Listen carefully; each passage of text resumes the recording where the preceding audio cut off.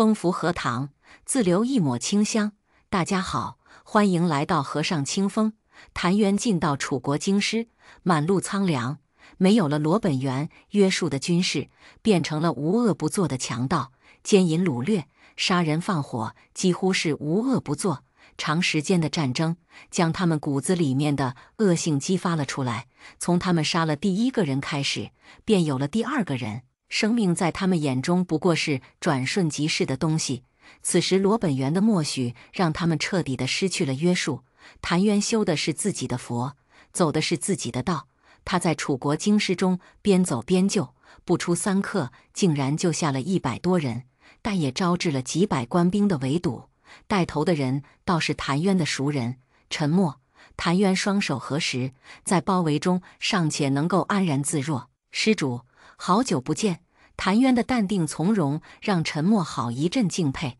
他原本也是不赞成罗本源放任军事的做法，但碍于他只是一个小官，无甚权力去管这些，只能默默的就一个人算一个人。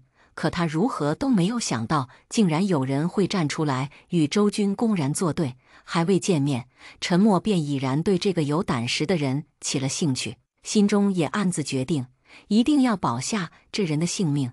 谁知道这一见居然还是他认识的人。陈默赶紧下马，对谭渊礼遇非常，毕竟这人可与自家心上人认识啊。这下他更要保的这大和尚的性命了。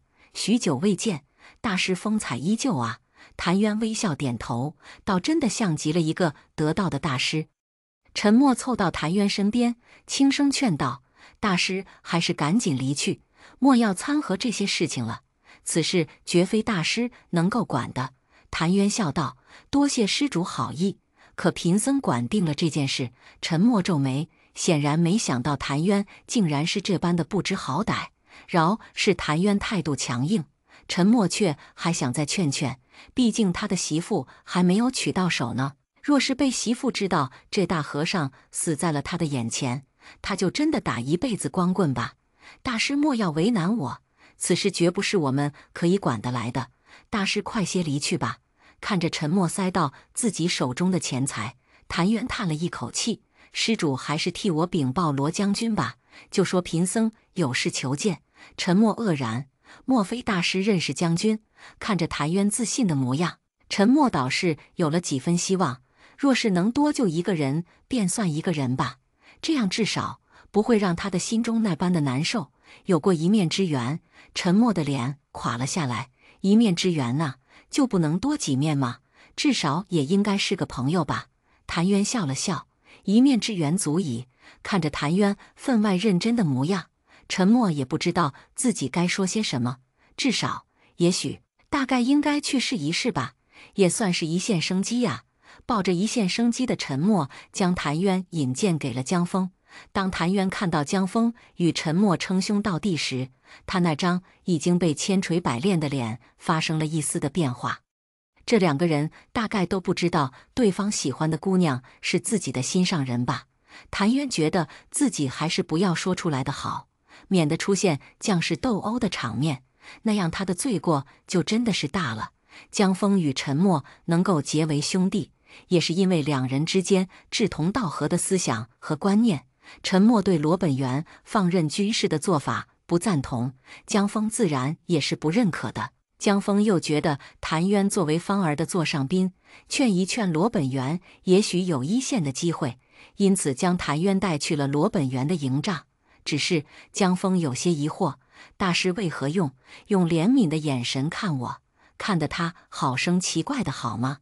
谭渊高深莫测地说出了经典的台词：天机不可泄露，关键泄露了就是修罗场啊。罗本源十分八卦地看了看谭渊身后，怎么吵架了？竟然没跟着。谭渊无奈至极，堂堂的一国将军，这么关心别人的私事真的好吗？没有，他只是睡着了。睡着了。罗本源的表情几番变化，语气升降也是格外的明显。身为男人的谭渊当然知道罗本源想偏了，想偏了便想偏了吧。谭渊并不是很想解释一番罗本源的误会，今日贫僧来是为了京师30万的无辜百姓，罗本源脸上的表情渐渐收拢，收起了玩笑的心态，又恢复了面无表情的模样。这是大师怕是管不了的，施主何必徒造杀孽呢？杀孽不过是成者王侯败者寇罢了。生而为人，没有一个人是无辜的。眼见着罗本源一竿子打翻一船的人，谭渊突然无比的想念婆娑。婆娑总是过分谦虚，但他若是想要劝一个人，便绝对不会失败。与婆娑待的时间久了，谭渊多少有点耳濡目染。若是要说的一个人信服，最好说到那个人的心坎中去。若是琼花公主还在，定然是不愿意看到这样的场面。琼花公主无疑是罗本源的死穴，是任何人不能够触及到的伤口。果然，罗本源脸色一变，语气都生硬了不少。琼花如何不劳大师费心了？谭渊疑惑，当初婆娑提到琼花之时，罗本源至少有些动容，为何他一提到琼花，罗本源竟然是如此生气的模样？莫非是他的方式不对？施主何必一意孤行？一意孤行又如何？我要这30万的人为琼花陪葬，那又如何？罗本源的咄咄相逼，让谭渊额角流下了一滴汗水。谭渊想起婆娑曾做的事情，每一桩每一件都是他真心的去帮助别人。因为拥有一颗真心，婆娑所做的事情总是那么容易的被人认同。谭渊自问没有婆娑那般坚韧的意志，但他同样拥有一颗想要帮助别人的真心。看来罗施主到底是没有真正的了解琼花公主。罗本源冷哼一声，显然是被谭渊的这句话给激怒了。我不了解琼花，莫非大师了解吗？谁知谭渊竟然真的应了一声。贫僧自问比罗施主了解一些的。罗本源看了谭渊半晌，终于吐出了一句话：大师可真是够厚脸皮的。婆娑也经常说他脸皮厚，不过那都两人在床地上的私房话。除却婆娑，罗本源还真是第2个说他脸皮厚的人。反正都被说厚了，他百般争辩似乎都没有什么实质的意义。多谢施主夸赞。罗本源这次真被谭渊的厚脸皮打败了。话说刚才他真的没有夸奖的意思啊。谭渊本着不要脸面的精神，对罗本源展开了他的心灵拷问。琼花公主愿意为了大周的百姓付出她的一切，自然是种大爱。罗施主清楚，琼花公主心中不仅仅有着对周朝百姓的爱，她对天下的人都是一视同仁的。她心中总是对别人充满了希望和爱。她尊重每一个生命，在她的身边，无论是侍卫丫鬟，皆对她尊敬有加。无非是公主给予了他们该有的尊重，给了他们做人的希望。若是琼花公主活着，她见到罗施主为了她将楚国京师变成人间地狱，她的心中当真好受吗？看罗本源还想说些什么，谭渊赶紧开口，将罗本源的话全部都堵回了嘴中。琼花公主的确是被楚国王宫的那些人害死的，但罗施主既然已经惩罚了那些人，又何必再去为难那些无辜的百姓呢？莫非罗施主想让公主死后都不得安宁吗？谭渊的话给了罗本源致命的一击。确实，琼花若是还活着，定然会阻止他做出这样的事情。现在琼花死了，他当真要让琼花死不瞑目吗？在琼花身前，他已经对她不起了，难道真的要让琼花死后都不得安宁吗？罗本源并未说话，但男人之间总是有种属于男人的奇怪的默契。谭渊知道罗本源动容了，他所要做的不过是再加上一把火而已。琼花公主爱着世间的万物，就连她死后都没有一丝的怨恨。罗施主难道还不明白吗？公主已经放下了一切，选择了重新开始。罗施主又何必执着与过去呢？罗本源何尝不想放下琼花，放下他心中的愧疚，真正的放下这段无疾而终的感情，就像是琼花一样释然。但是他做不到，既然放不下他，便没有想着去遗忘。当他想着为琼花做点事情的时候，却不想做了他最不喜欢的事情。或许当初琼花没有与他在一起是最好的选择吧，至少这样让琼花不必为了他而苦恼。我会下令严禁将士骚扰城中的百姓。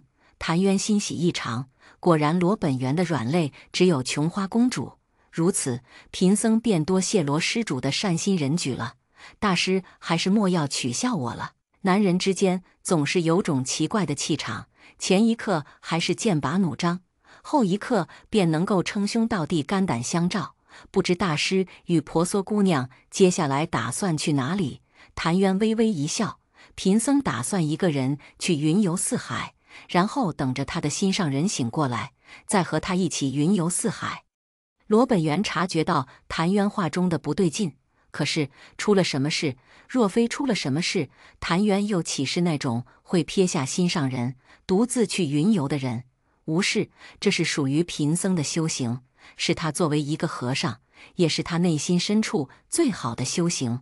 既然谭渊不想说，罗本源也不会追问。他派人将谭渊送到了安全的地方，也下令严禁大周士兵骚扰百姓。这一做法倒是为罗本源赢得了不少的民心。谭渊看着恢复了生机了京师，脸上露出了笑容，那是属于他的慈悲。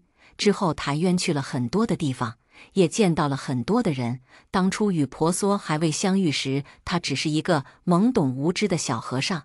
在与婆娑相识相知后，他懂得了人生百态，也从小和尚变成了大和尚。在婆娑沉睡的这段时间中，他也终于从大和尚变成了一个得道的高僧。大周许多人都知道谭渊大师的名字，却没有人知道他其实并不是一个和尚，甚至他还有一个貌美如花的妻子。楚国虽然兵败，但尚有许多残余。罗本源率兵东征西讨，最终用了2年的时间还了大周一个盛世天下。罗本源本该是最大的功臣，岂料周王竟然害怕罗本源拥兵自重，想要将罗本源毒杀。幸得太监告密，才让罗本源保住了一条性命。这下周王是彻底的失去民心了。罗本源逼于无奈起兵，将周王赶下了天子之位。就在所有人都以为罗本源会登基称帝时，他却将先太子的长子奉上了皇位。原本那些说罗本源是主躲位的声音一下子消失不见了，只留下一个罗本源忠心护卫大周的名声。新帝上位后励精图治，大周的国力竟然空前的强盛，一时间无可撼动。罗本源自此隐退，他的身体已然是穷弩之末。现在他唯一的心愿便是去看看大周的锦绣山河。持续了3年多的纷争终于停止了，跟着罗本源的人也都加官进爵，好不威风。尤其是骏马爷江丰被封为王爷，谁知道江丰被封为王爷后，竟然与银城公主和离。一时间上上下下的人都在讨论新上任王爷的无情无义。江丰却依旧我行我素，他甚至效仿罗本源辞去了自己的官位。没人知道江丰这样做是为了什么，所有的人都觉得江丰是打仗将脑子打坏了，但唯有江丰知道，他要去寻找那个让他心心念念的姑娘，那个他曾经辜负了的姑娘。他要找到她，告诉她，他的心里面只有他一个人，即使他打他骂他怨恨他，他都无所谓，只要让他找到他的姑娘，他总是有办法让他原谅他的。男人嘛，不要脸面一点还是可以的，毕竟那可是他喜欢的姑娘。脸面重要还是喜欢的姑娘重要？答案自然是不言而喻的。江丰回到了当初楚州交界的小镇中，小镇却已经是物是人非了。当初的豆腐店大门紧闭，江丰在路上想了无数的可能性。他想着陆子瑜见到他该是怎样的惊奇，可事实证明，一切还都是他想多了。陆子瑜根本不在，问了街坊四邻，他们也都说未曾见过陆子瑜。陆子瑜竟从未回来过。江丰陷入了迷茫，他一个人走在大街上，不知道在想些什么。周围热闹的叫喊声他充耳未闻，他将自己的脑子放空，尽可能地搜索陆子瑜会去的地方。最后他才发现，他对自己喜欢的姑娘一无所知，找不到陆子瑜，却不想碰到了一个熟人谭渊。江峰心情沉闷，拉着谭渊就进了小酒馆，两人一直喝到了深夜。哦，不是江峰喝着，谭渊看着，两个人竟然到了深夜。酒保想要关门，但碍于喝醉的江峰实在太过疯狂，导致他迟迟不敢上前。谭渊无奈地摇了摇头，扔给了酒保10两银子。酒保又高高兴兴地给两人准备好酒去了。江峰眯了眯眼睛，带着审视的目光看着谭渊，倒是将谭渊盯得十分不自在。怎么了？贫僧可有什么不对的？江峰将胳膊搭在谭渊肩膀上，吐出一口酒气，可见谭渊给熏坏了。谭渊十分嫌弃地转过脑袋，谁知道江峰竟然不依不饶地将谭渊的脑袋搬到他的对面，深情非常：“子瑜，我好想你呀。”哥。谭渊眼见着江峰的嘴巴不规矩地凑了上来，可将他给吓出了一身的冷汗，话都说不利索了。有话好好说，不要动手动脚的，我可是个男人。谭渊自问这么多年，已经养成了处变不惊的性格，但还是被江峰一秒破功了。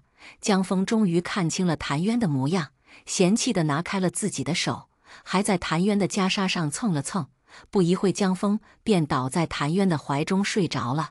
刚才还嫌弃非常的人，现在却睡得十分香甜。谭渊无奈至极：“大师，原来你在这里呀，可让我好找。”来人一副玩世不恭的模样，丝毫不客气地坐在谭渊的对面。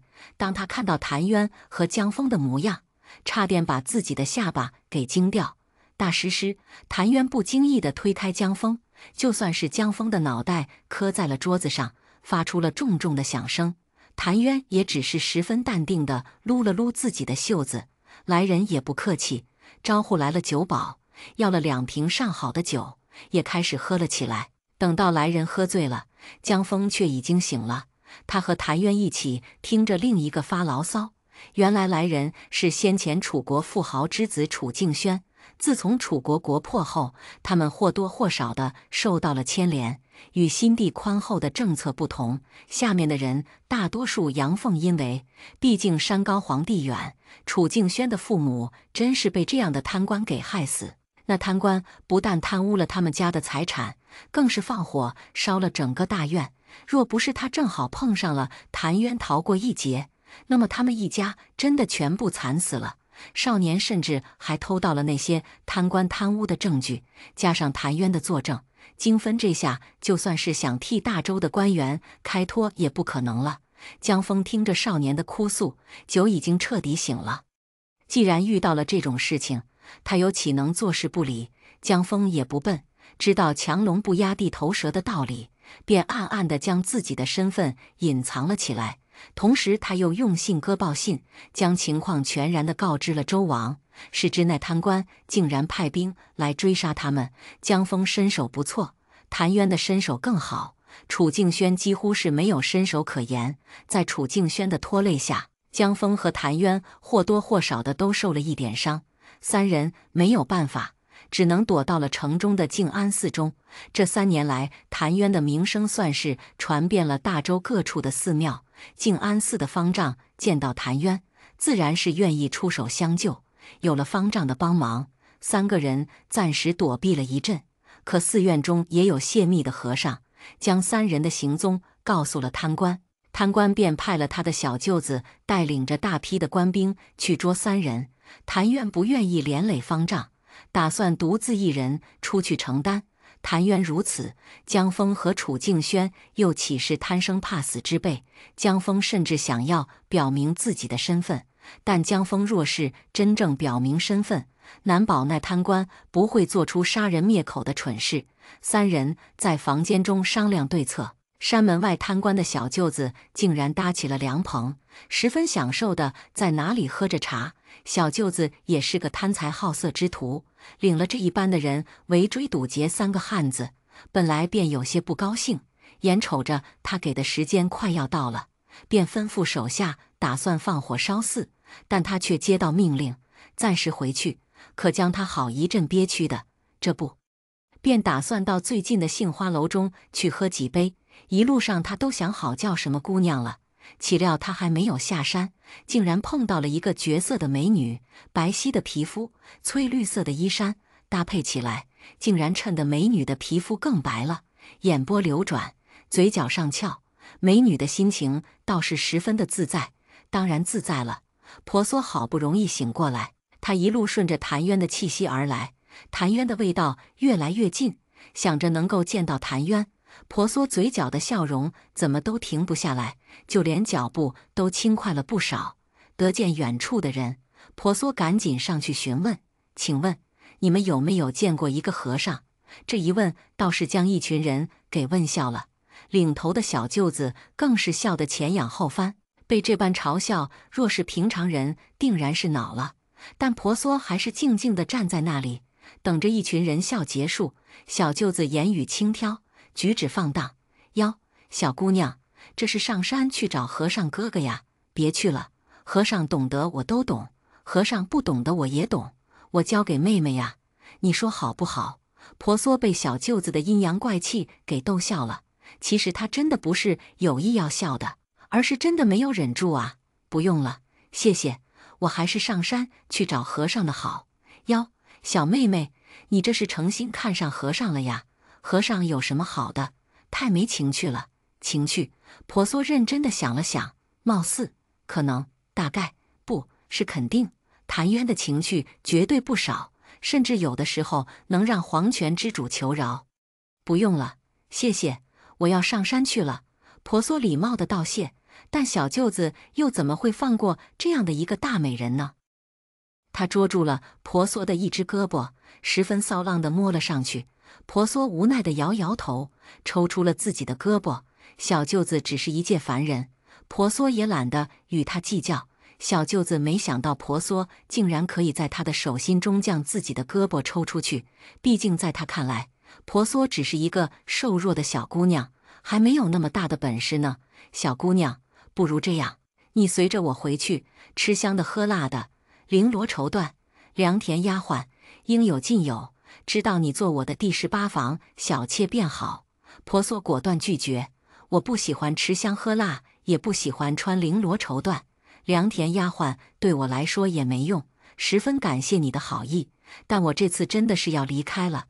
小舅子显然没想到婆娑会这么的不识好歹，美人不愿意随我回去，那我只能用点手段了。婆娑若是真的想要离开，又岂是一些凡人能够挡得住的？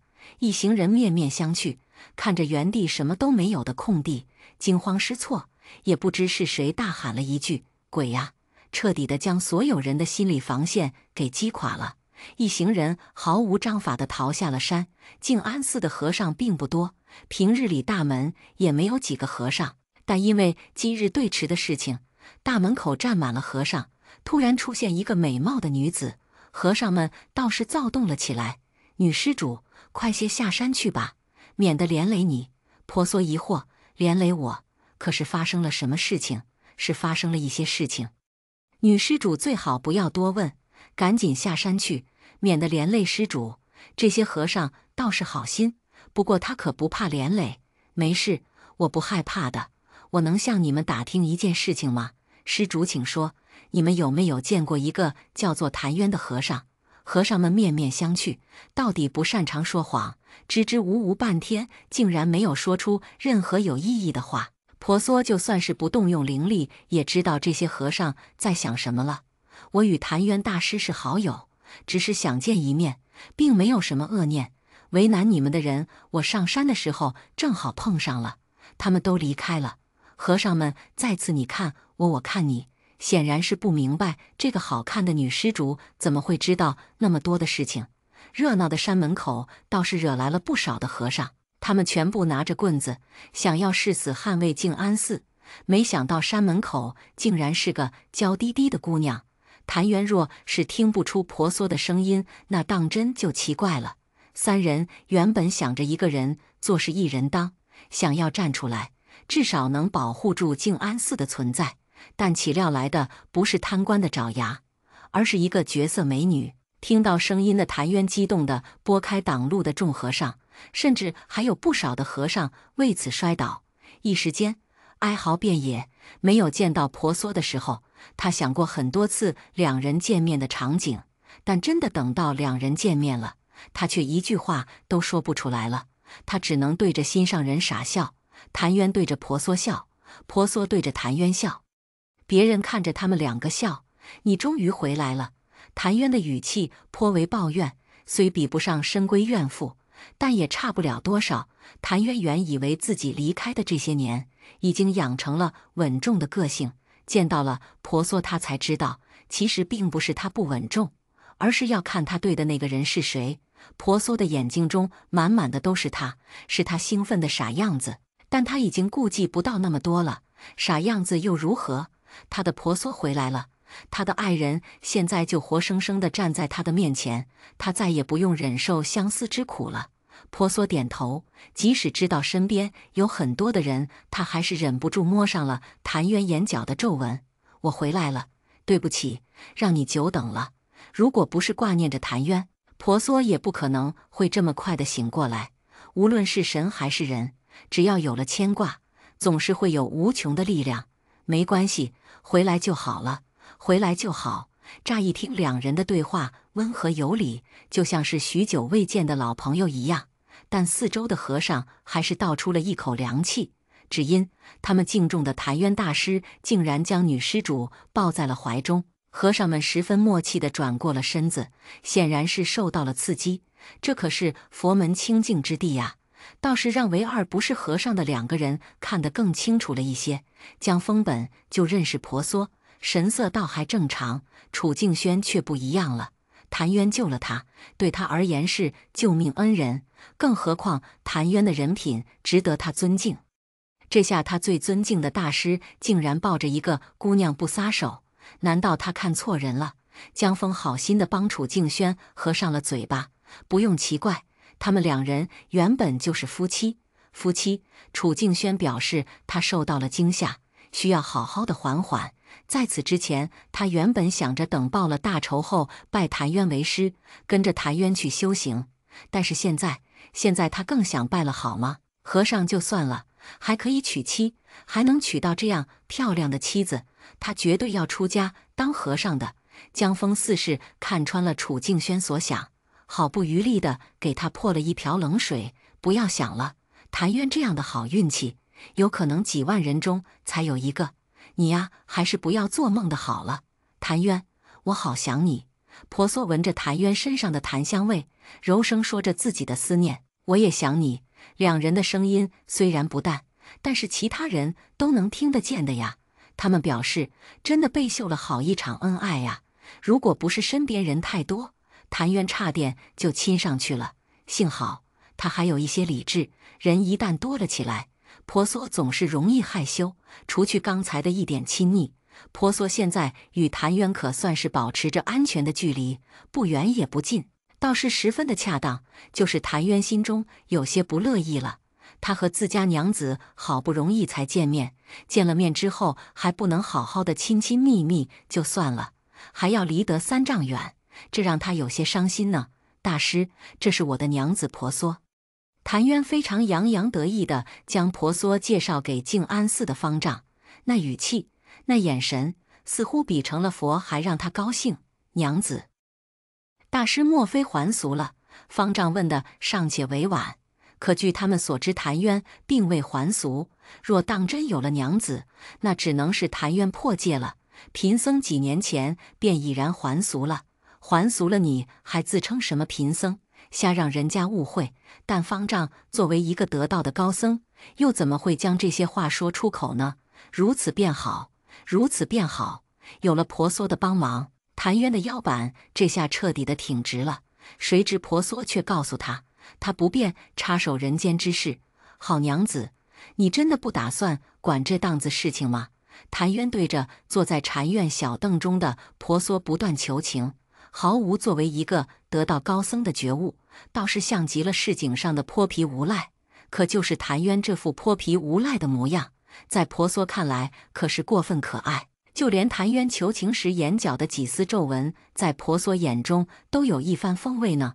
婆娑知道谭渊并不是真的想要让他插手人间之事，谭渊总是这样，喜欢都弄好他，但他却爱极了这样的逗弄，故此十分配合。不能管的，我的好相公，你知道的，这些事情自有天道，若是我插手了，那便是破坏天道了。莫非你想让你的好娘子遭受天谴吗？谭渊赶紧赌咒发誓，我绝无此意，你莫要误会了，我怎么忍心让你去接受天道的惩罚呢？两人做作了好一会，最终还是婆娑没有忍住笑出了声。再说下去，我可能要吐了。谭渊，我也是。谭渊将楚静轩的事情细细地讲给了婆娑听，之后两人决定还是留下来将楚静轩的事情解决。若是两人贸然离开，静安寺定然要遭殃的，倒不如两人留下来。他们做的事情自然要他们解决，绝不能连累了无辜的人。趁着那贪官来之前，婆娑将芳儿曾经给他的玉佩交给了江峰，让他去调兵遣将。江峰得到玉佩，神色有些难以明说。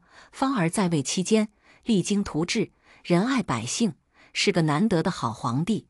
因着他一心扑到了前朝，后宫也没有什么乱七八糟的人，但谁能想到芳儿竟然将象征着他身份的玉佩交给了婆娑呀？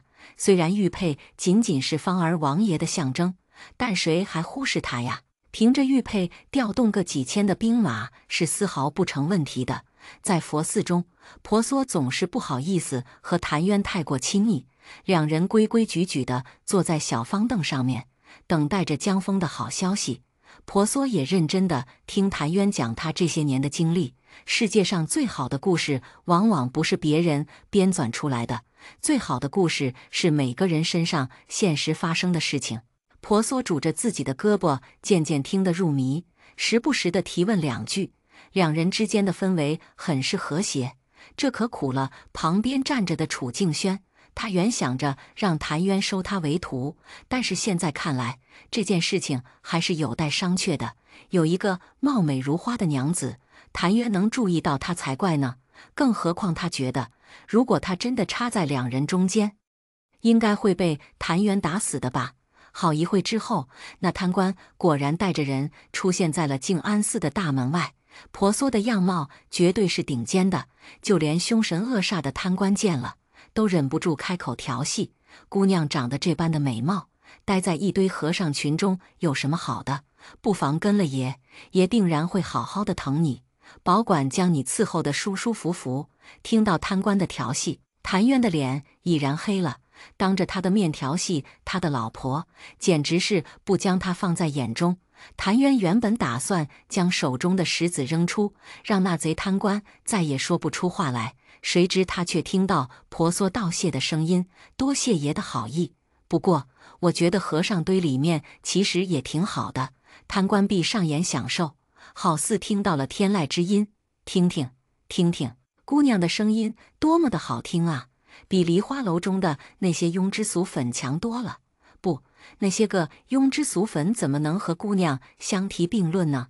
姑娘简直就是天上的仙女，见识过婆娑凭空消失的本事。贪官的小舅子也不像贪官那样乐观。姐夫，这女人可是个妖怪。岂料贪官听到婆娑是个妖怪，竟然异常的兴奋。妖怪好啊！爷这辈子什么样的女人都玩过，就是没有玩过女妖怪，尤其还是这么漂亮的女妖怪，这还不得让爷苏爽死了。若不是为了拖延时间，谭渊恨不得现在就敲开贪官的脑壳，看看里面是不是被什么东西糊满了。贪官毕竟比他那小舅子的经验丰富一些，早早的招来了几个捉鬼的和尚道士，那些个人中倒是有几个是真的有本领的，但饶是他的本领再大，恐怕也不是皇权之主的对手。姑娘，你都看见了。贪官指着一溜的道士和尚，对着婆娑侃侃而谈：无论你是怎样的山精鬼怪，爷劝你还是随了爷的意愿，要不然的话，这些人真的会对付你，到时候疼在你身，痛在爷心啊。爷，你就真的忍心让这些人对付我？婆娑本就没有将贪官的话当真，听到贪官的甜言蜜语，偷偷地凑近谭渊，玩笑道：“我原以为你是最会说情话的，谁知道他可比你会说多了。”谭渊没好气地瞪了婆娑一眼，眼神中满满的都是醋意。婆娑知道自己惹祸了，赶紧转过头，专心对付贪官。婆娑毫不吝啬的笑容让贪官的心止不住的跳动，恨不得当场将吊着他胃口的小妖精给办了，也当然不忍心这样对待美人了。美人放心，只要你乖乖的过来，不与爷作对，爷不但不会对付你，还会加倍的疼你。婆娑笑意盈盈，却摇了摇自己漂亮的脑袋：“不，爷，我怎么说都是一个女儿家，你若是真的想娶我，好歹要准备些聘礼吧。”众和尚看了看贪官，看了看谭渊，心中无比的同情起他们的谭渊大师了。谭渊捏了捏婆娑的手指，威胁道：“不许说过分的话了。”婆娑点头答应。可惜婆娑不说了，并不代表着贪官就不会不说。好，姑娘只要是跟了爷，这些东西自然不会少的。只是今日实在是太迟了，不如姑娘先跟着爷回家。跟着爷回家倒也没有什么不可以的。察觉到握着自己的手一紧，婆娑的画风又快速地转了转。不过也可要打败我身后的这些和尚。骤然间听到婆娑愿意跟着他回去，贪官的心可算是升到了天上。但随着婆娑的不过，他的心又重重地摔了下来。怎么，这些和尚还敢拦着姑娘不成？爷便放过少了这静安寺。婆娑赶紧拦挡：“不，爷，这些和尚杀不得。”为何？婆娑低着头，绞尽脑汁地开始胡诌：“我曾体弱多病，便在佛祖面前许下誓愿，若是身体能够康复，便一生不嫁。但如今遇上了爷，一个男人若是被一个女人捧得高高的，总会失去些理智的。瞧瞧这可怜的小模样，可让爷心疼化了。不要担心，只要我们情比金坚，就算是佛祖也不会阻拦我们的。”贪官的小舅子表示，他现在真的好糟心啊，姐夫完全不听他的话。姐夫，不要听他胡说，他根本就不怀好意，毫无节操的贪官。就算是不怀好意，就冲着那张脸，爷什么都可以接受。婆娑眼珠转了转，不如这样，爷派出3个人，这些和尚派出3个人，让他们打上3场，只要爷胜了，也算是佛祖许了咱们。但若是爷手下的人失败了，就只能说是小女子与爷没有缘分了。婆娑语气低落，可让贪官好一阵心疼，当下立即允了婆娑的要求。好，爷要让佛祖知道，就算是他也阻拦不了爷和姑娘的深情。姐夫，他这根本就是拖延时间，不想让我们捉楚敬轩。小舅子还打算说些什么，却被贪官给打断了。就算是拖延时间又如何？难道还有人会来救他们吗？要知道，在这里也可是一手遮天呐。不得不说，贪官莫名的自信倒是让婆娑很高兴啊。他甚至在心中想，若是他遇到的敌人都是这样的二傻子，那他岂不是十分的轻松？婆娑眼中的二傻子派出的人可一点都不傻，身手更是相当的好。面对这样的强敌，谭渊主动出战。谭渊身形本就十分的硬朗，该有肉的地方还是有肉的，身上更是硬邦邦的。但谭渊对面的人却比谭渊更高、更壮。贪官接过小舅子地上的茶，十分得意地抿了一口。这下这位大师怕是要输惨了。婆娑不置可否，心中却暗暗地给贪官记上了一笔。敢嘲笑谭渊，小心眼的婆娑怎么可能会放过他呢？第1局开打。完全是吊打，不过不是壮汉吊打谭渊，而是谭渊吊打壮汉。婆娑偷偷的使眼色，谭渊了然地叹了一口气，认命地开始假打。贪官这才舒了一口气，就说呀，那样高大威猛的壮汉，怎么会打不过那样一只小蚂蚁呢？小蚂蚁谭渊其实更像将拳头揍到觊觎他娘子的贪官脸上，不过为了拖延时间，他还是尽职尽责地开始了假打。即使谭渊假打，壮汉也有些吃不消了。终于在贪官第6杯茶下肚的时候，壮汉倒下了。谭渊也完成了他假打的使命。贪官看着眼前倒下的壮汉，有些不敢相信地看着谭渊，大师身手可真好，可否考虑一下道爷的手下来干干？刚才想要撬他的墙角，现在居然连他都要。谭渊表示一点兴趣都没有，并且留给了贪官有个锃光瓦亮的脑门。臭和尚，你莫要不知好歹！谭渊傲慢的样子成功地惹怒了贪官。婆娑笑了笑，不理会自己手心中乱抠的某个大和尚，爷莫要生气，这些和尚不识时务，气坏了爷可就不好了。婆娑面上在笑，但心中差不多已经将他所能想到的词汇都骂上了一遍。真是因为眼前的那位爷让他现在饱受煎熬啊！谭渊的手一下重一下轻地挠在他的手心，麻酥酥的，如同他的心一般，被千万只蚂蚁啃咬着。听到婆娑的话，贪官的脸色终于缓了缓。既然姑娘都发话了，爷也不与大和尚计较。等他抱得美人归的时候，看他不弄死大和尚。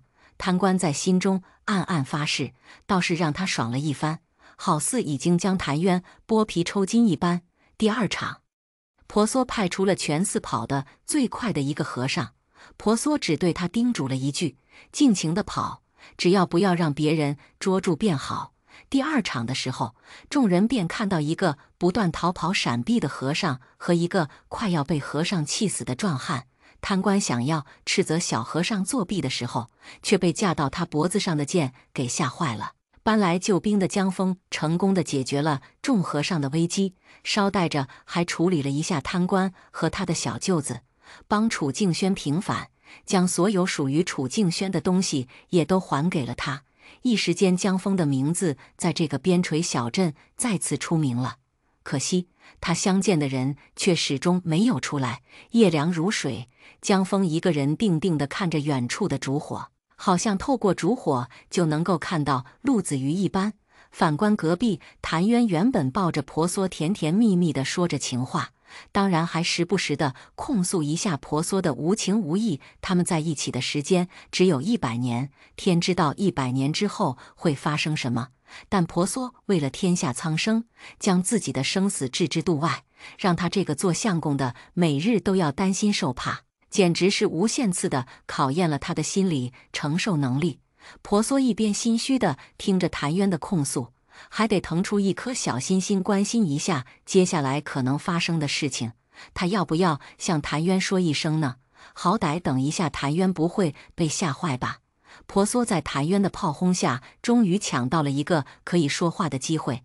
谭渊，其实我有一件非常重要的事情要与你说的。想到事情的重要性，他又重重地加了一句：真的非常重要的。谭渊望着婆娑的眸子，他的眼神温柔而细腻，但却带着炙热的情感，好似要将婆娑融化掉一样。他心心念念的女人就在他的面前，他如果不做些什么的话，似乎对不起自己。如此想的谭渊亲了亲婆娑的嘴角，看到婆娑一瞬间的呆滞，他觉得有些奇怪，为什么婆娑会有这样的表情？这样亲亲抱抱的事情，两人不知道做了多少回了。怎么了？通常一个女人对自己的相公产生了抗拒心理的时候，一般都是有了别的男人。感谢采花峰的科普，让谭渊的想象一下子变得丰富了起来。疑似失去了自己心爱的女人的谭渊的心一下子提到了嗓子眼。婆娑当然发现了谭渊话语中小心翼翼的试探，他的身体一直在沉睡，但是不代表他的心也跟着睡了过去。准确的来说，他其实能看到谭渊的担心、难过，也能察觉到谭渊低落的情绪，更知道采花峰向谭渊科普的一系列不靠谱的事情，所以他才会急着清醒过来，以防止他好好的相公被采花峰带上不归路。为此，他求助了可以求助的所有人，但最后只有一个魔君能将他的灵魂从身体中抽调出来。但为此，他也付出了一定的代价。当然，这些在他看了并不是那么的重要。只要与谭渊在一起，他似乎觉得什么事情都不是那么的重要。幸好他醒过来的，要不然的话，他家的相公真的要被采花峰那家伙给带偏了。婆娑捧着谭渊的脸，让两个人的鼻子相抵。这样的动作，他才发现原来他的鼻子要比谭渊小上许多。但现在绝不是观察这些的时候，而是赶紧将他跑偏的相公带回来。我没有任何的事情，也没有什么不对，更没有做对不起你的事情。谭渊，我只是想说，我为了能够见到你，可能、也许、大概付出了一些代价。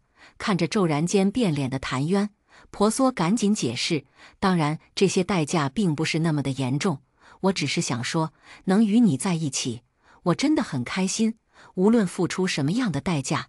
谭渊还是不相信婆娑的话，他拉着婆娑上上下下的仔细瞅，他可是十分清楚，婆娑口中的不严重，那次又真的不严重，他必须要好好的和自己的娘子谈论一下什么是严重。但同时他又因为婆娑的话感动着，原本他对于婆娑送若水返回九重天之时将他打晕的行为感到十分的生气，还想着要好好的让他家的娘子知道一下，其实他并不是那样的好脾气，但最终还是被自家娘子给感动了。他总是有办法能让他对他的感情更深更厚。是谁帮了你？你要付出的代价到底是什么？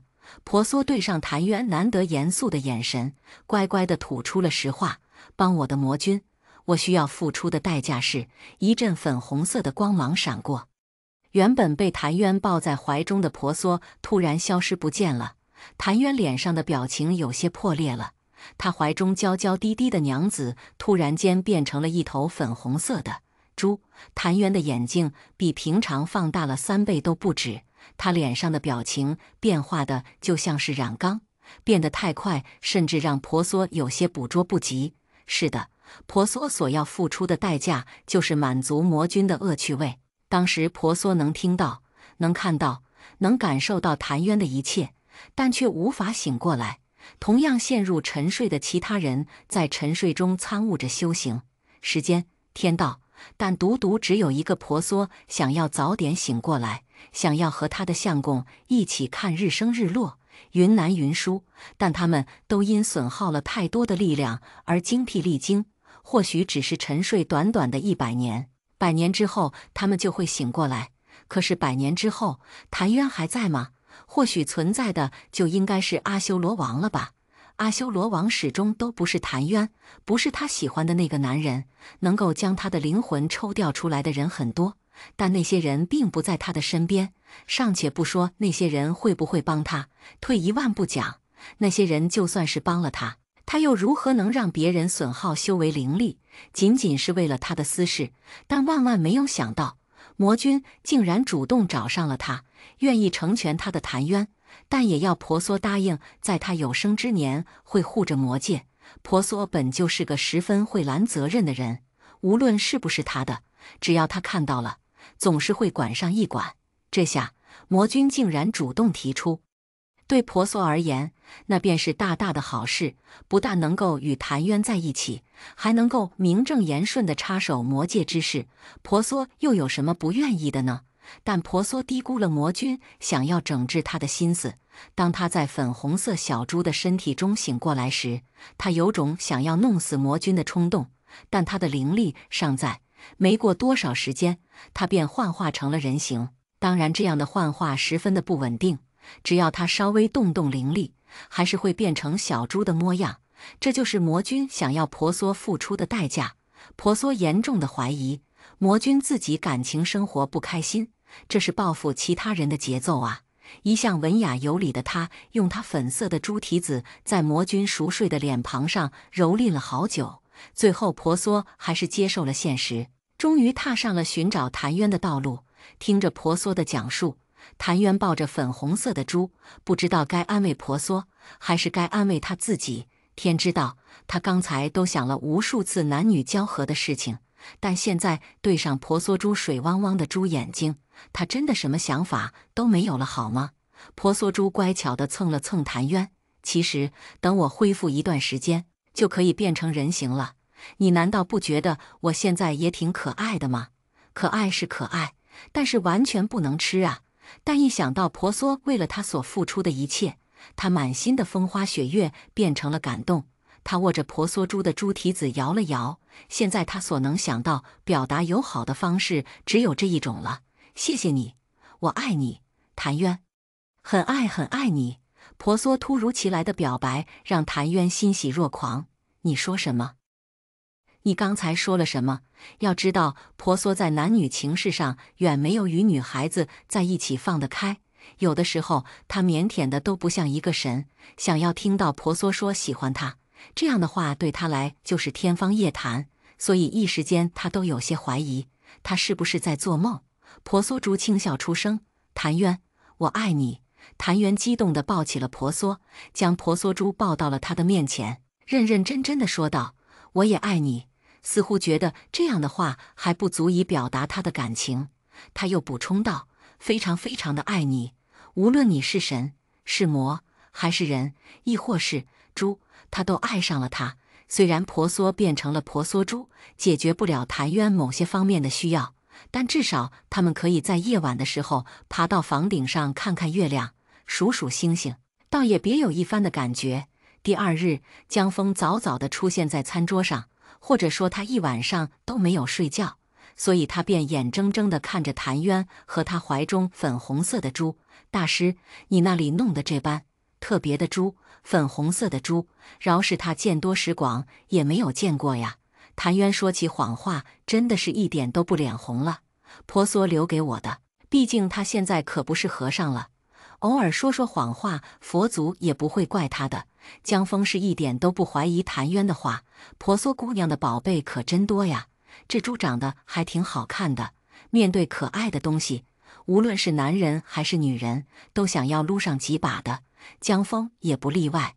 谭渊察觉到江峰的意图，将婆娑猪搂得更紧了，还成功地当出了江峰的手。这猪很暴躁，不喜欢被别人动，小心伤了施主。婆娑听着不打草稿就说谎的谭渊，忍不住反抗。她真的不暴躁，她很乖巧的，她是一个好姑娘啊。谭渊将不断蠕动的婆娑拍回了怀中，看她又不愿意了，这猪就是不太听话。一边说，还一边揪了揪婆娑猪的小尾巴。无论是婆娑还是婆娑猪，谭渊总是轻而易举的能够找到它的敏感点。被揪了尾巴的婆娑猪瞬间乖了下来。眼见为实的江峰终于放弃了撸一把婆娑猪的想法。婆娑姑娘走了吗？一人一猪的脸色同时一变，一人一猪面面相觑。原本江峰只是随便的问问，但对面的一人一猪却不这样觉得了。婆娑空有一身强大的灵力而无法使用，若是让心存不轨的人知道他现在的状况，倒霉的还是他。说谎快要成瘾的谭渊，婆娑还有一些事情要处理，所以先行离开了。江峰揽着谭渊的肩膀，一副哥俩好的模样，说老实话，你是不是惹着婆娑姑娘不开心了，所以他就无情地抛弃你了？谭渊无情地打击江峰，贫僧与施主不同，婆娑也不会离开我的，他是真的有事。谭渊的意思很明显，婆娑只不过是暂时的离开了他，但是陆子瑜可是彻彻底底的离开了江峰啊，一个是暂时的离开，一个是彻底的抛弃。一向慈悲为怀的谭渊，这次可算是在江峰的伤口上撒了一把盐。江峰幽怨地看着谭渊，你这样会没有朋友的。谭渊抱着婆娑珠，一脸的满足，我有婆娑便行了。婆娑察觉到了帝王之气受损，一向喜欢多管闲事的婆娑定然要去看看的。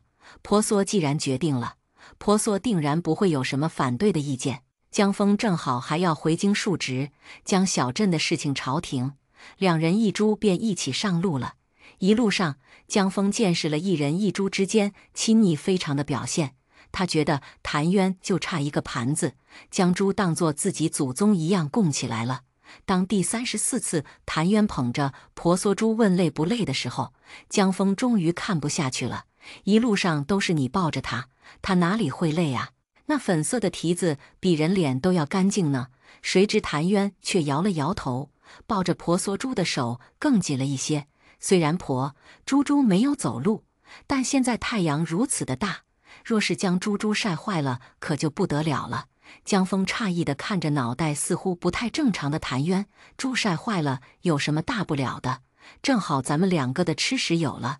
烤乳猪，想想都美味啊！谭元怀中的婆娑珠吓得抖了抖。果然，江峰便收到了谭元怒视的眼神。一个和尚哪里来的这么大的力气呀？差点吓死他了。谭元恢复了神情，江峰便凑上去嘻嘻笑笑。刚才我差点以为你要杀了我呢，那眼神，比上过战场的人还要可怕。谭渊平静地看了一眼江峰，无悲无喜的眼神仿佛在说：“你刚才的想法是对的，那可是他的娘子。”无论是那种意义上的吃，都足够谭渊用眼神将江峰杀了10000遍了。一路上，谭渊走走停停，如同游山玩水一般的惬意。江峰跟着一人一猪，虽然吃了不少的狗粮，但起码让他的心情舒展了不少。直到他们见到了陈默，陈默竟然在今日成亲，这可让作为同袍的江峰高兴坏了。陈默也曾经与他讲过他喜欢的姑娘，江峰也知道陈默到底有多么的喜欢那个姑娘。现在看着陈默能娶到他喜欢的姑娘，江峰还是替他这个兄弟开心的。但如果他知道新娘是谁的话，估计就开心不起来了。一个猪脸上能有多少的表情？但是意外的是，谭渊竟然看懂了。你知道，所以他询问婆娑的时候用的是肯定的语气，而不是疑问。婆娑虽然施展不了灵力，但是并不代表他就没有灵力，好吗？他当然能算到陆子瑜成亲的时日。婆娑不知道陆子瑜有没有释怀，但他还是希望给陆子瑜一个选择的机会，让陆子瑜真正的去面对自己的心。婆娑珠蹭了蹭谭渊的手掌，谭渊瞬间明白了婆娑的用意，他不由得有点小小的嫉妒。婆娑善良可爱，作为一个神仙，是一个难得的愿意为天下的百姓去着想的神仙。他用人世间的道德底线要求着自己，有时他对自己的要求比人间那些自称为君子的人还要高。但唯一一点让谭渊极其不愿意的就是，婆娑在面对姑娘的时候，什么原则、什么底线都消失不见了。而这些特殊的对待，谭渊是一点都享受不到的。他可是婆娑的相公啊，还比不上那些姑娘。好吧，他似乎还真的是比不过的。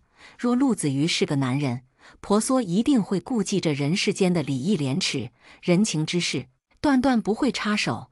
毕竟让一个人在大婚当天做出感情的选择，怎么看怎么觉得不对劲。但只要一遇上女人，婆娑总是首先想着让那个女人的心灵舒服一点，让她选择自己真正想要选择的人。这就是婆娑对待男人和女人之间的不同。婆娑自己就是个女人，更明白女人之间的心思，所以她总是尽可能的对身边的姑娘好一点。女人何苦为难女人这句话在婆娑身上当真是没有什么体现的。破送对待姑娘的态度总是让谭渊有些吃味。当初婆娑面对那么多的选择，他都是被放弃牺牲的那一个，有时难免让他有些心酸，但这终究是他自己选择的路。他爱的不正是婆娑这样的性格吗？难道要让婆娑为他改变，为他放弃他曾经坚持的东西吗？不，那样的话，他就已经不是他爱上的那个人了。人心总是奇怪的，因为那人的大公无私爱上那个人，等到得到后，又希望那人为自己改变一些。欲望、私心总是一些奇怪的东西，有时在这些东西的驱使下，有的人变得自己都不认识了。但好在谭渊还没有变成那样的人，他一边因为婆娑的性格和仁慈爱着他，一边又希望他不要对别人那样的善良。他甚至想过要将婆娑困在身边，那样的话他就真的只属于他一个人了。但是他也知道，那样的话他就真的要失去他了，一个如同行尸走肉般的人，一个没有灵魂的爱人，他拥有又能够怎么样呢？所以在阿修罗境中，他最终还是战胜了阿修罗王的意识，随着婆娑回到了现实的世界。因为他终于明白了怎样去权衡自己的心理。婆娑是他的妻子，但他更是皇权之主，他有着他需要承担的责任和使命，而他能做的就是一路陪着他，看着他变得更加坚强勇敢。他想，这大约是真正的爱情吧。陈默与江峰在战场上成为了知己，虽都知道对方心中都有一个姑娘，但却不知道彼此心中的那个姑娘是一个人。谭渊抱着婆娑珠和江峰坐在一起，作为陈默知己好友的江峰看到陈默与他喜欢的姑娘成亲，高兴的就像是他要成亲一样。自告奋勇的江峰在陈默的喜宴上跑前跑后，忙得活像陈默的父亲。婆娑有些担心，当真相揭晓的那一刻，江峰是不是真的能够接受？但显然，江峰能否接受，已经不是婆娑的当务之急了。他现在最主要的任务就是避开热情过头的女人。是的，自从谭渊抱着婆娑珠进来，粉红色的胖珠就已经吸引了无数女人的目光。女人是个神奇的物种，有时候她们柔弱到风一吹就倒了，但有时她们却能从一个壮汉的手中抢东西。谭渊看着自己空空如也的怀抱，不敢相信地揉了揉自己的眼睛。他刚才是被抢了吧？回过神的谭渊想要抢回沦落魔爪的婆娑珠，最后却只能铩羽而归。疯狂的女人将婆娑抱在他们的胸前，谭渊就算再蠢，也不会在大庭广众之下将自己的手伸到女人的胸脯上。更何况，谭渊看了眼在女人怀中撒娇卖萌的婆娑珠，貌似那珠都乐不思蜀，他又何必强珠所难呢？男女不同席，谭渊只能眼睁睁地看着自家的猪娘子在一群女人之间毫无节操的卖萌，就是为了讨一个抱抱。话说，谭渊的频频回头，不免让人误会，毕竟谭渊视线所及的地方可是一堆女人啊。可怜的谭渊就这样被身边的人当做了一个花和尚，有好事者甚至凑到谭渊面前不怀好意的调笑。大师可是瞧上了哪位姑娘？对上这般无聊的人，谭渊选择性的无视。那人自讨没趣，只能讪讪坐回了原位，口中却不免骂骂咧咧的，好不干净。不一会，女人中间传来了杀猪般的嚎叫，杀猪般的嚎叫。谭渊不顾一切地冲了上去。当他将瑟瑟发抖的婆娑珠抱在怀中时，散发的怒气将一般女人吓得缩回了原位。不知女施主们对他做了什么，谭渊的话看似询问，却更像是威胁。一般女人欲言又止，最后还是一个粉色衣衫的姑娘说明了原委：“大师，我们只是想看看珠珠是公是母。”随着女人的话音，婆娑珠将脑袋埋在了谭渊怀中，继续发抖。人间的女人真的太可怕了，这简直是奇耻大辱。她堂堂的皇权之主，竟然，女施主还是注意些分寸的好。放出了狠话后，谭渊抱着婆娑珠回到了原处。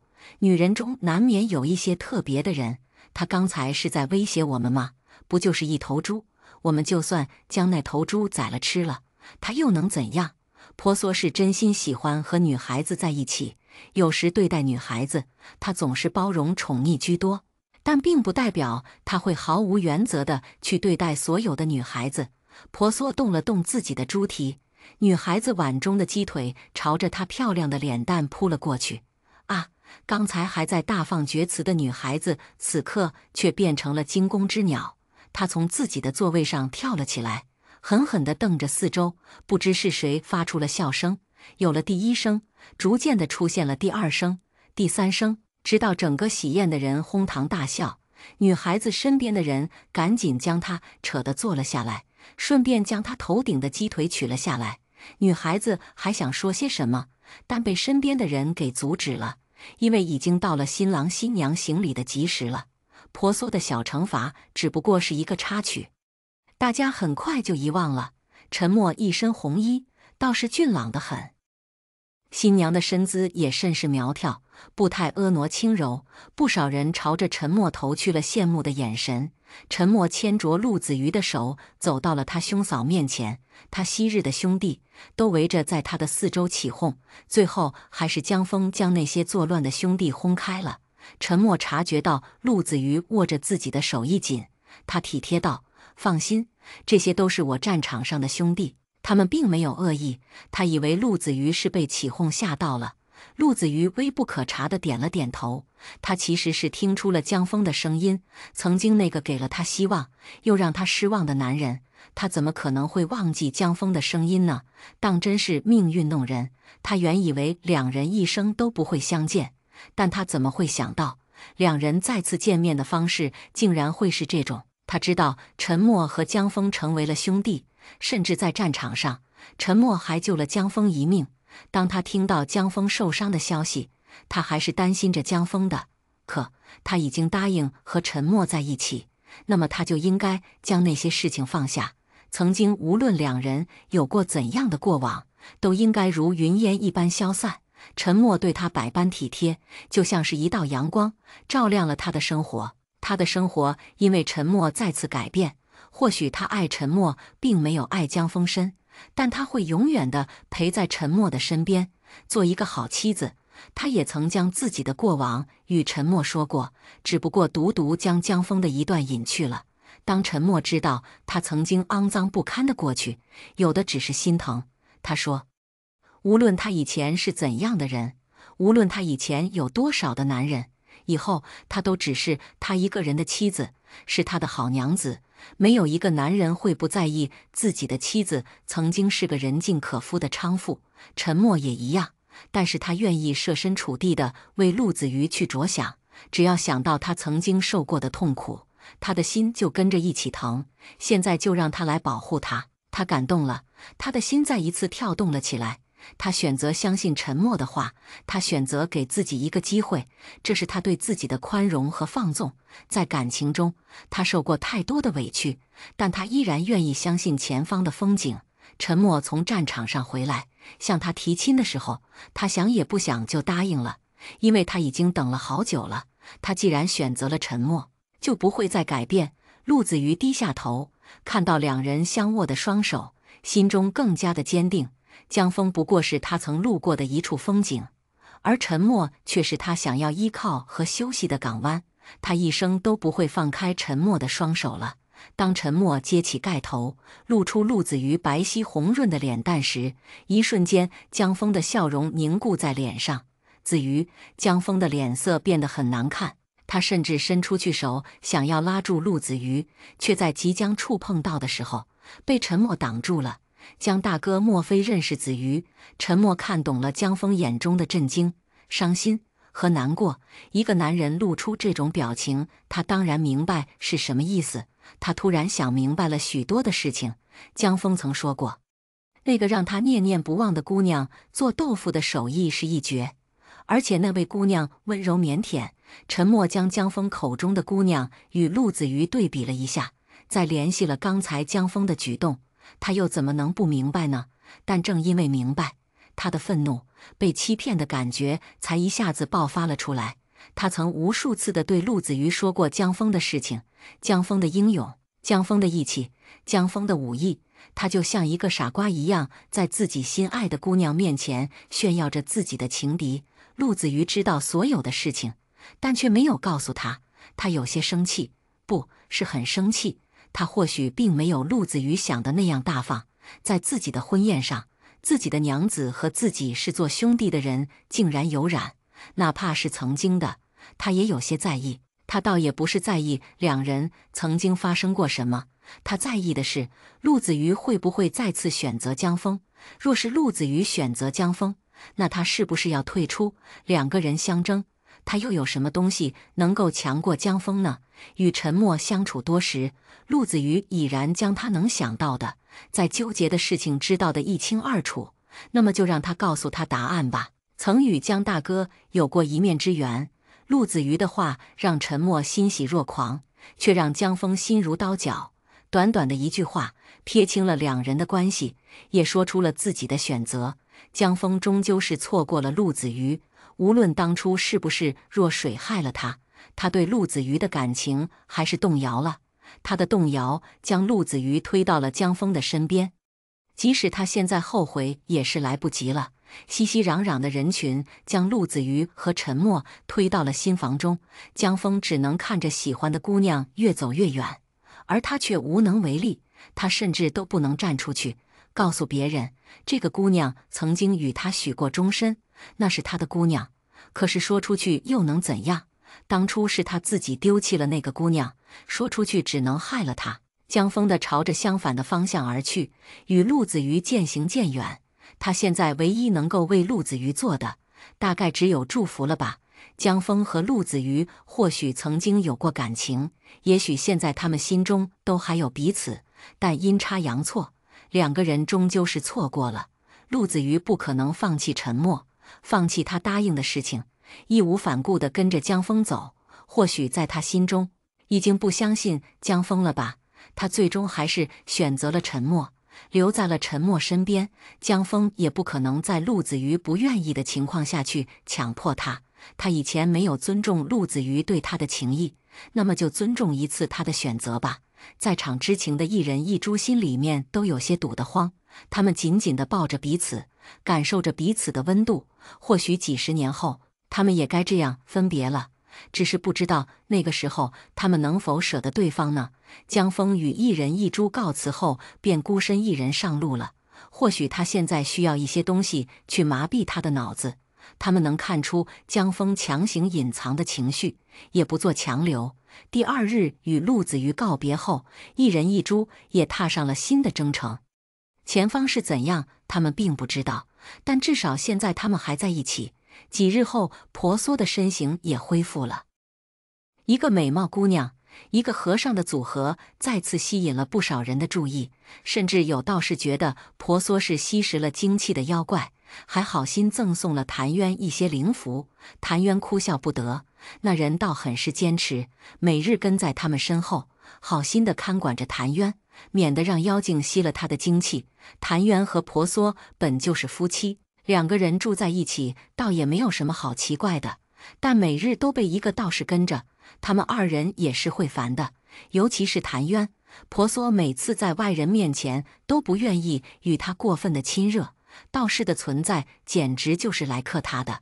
为此，谭渊使出了18般的武器，都没有将道士赶走。他倒是一个十分热心的人，可惜对妖精的执念太深了，想必也是一个有故事的道士。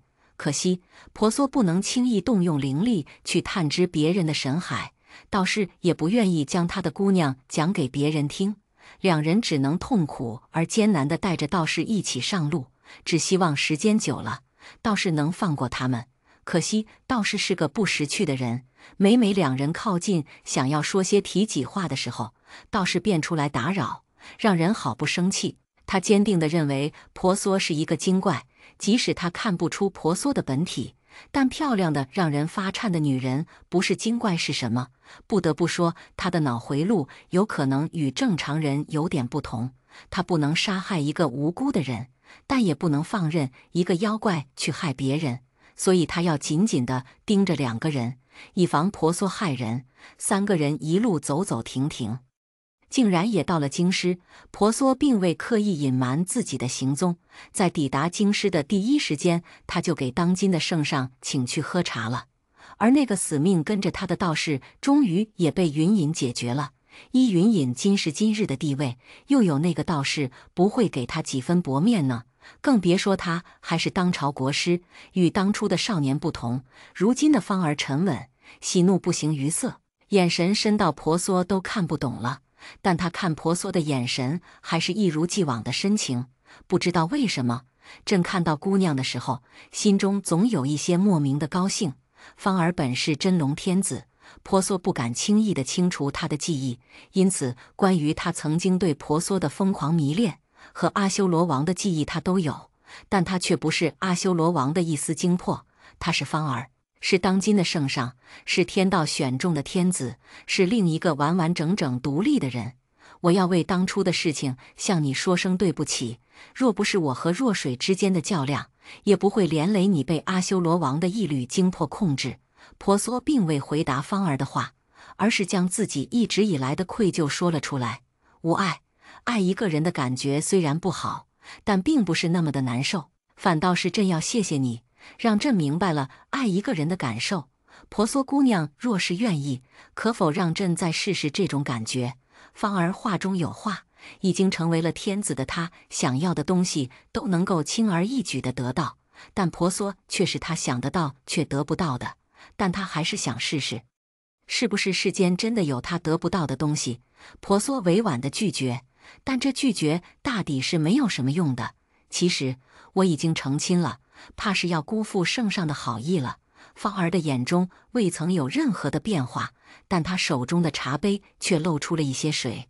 她询问道：“谭渊大师，是大师倒是好艳福，能娶到姑娘这样的绝色美人。”婆娑皱了皱眉头：“我与谭渊在一起，并不是看上了彼此的皮相，而是真心相爱。”芳儿冷笑：“真心？朕已经很久没有见到这个东西了。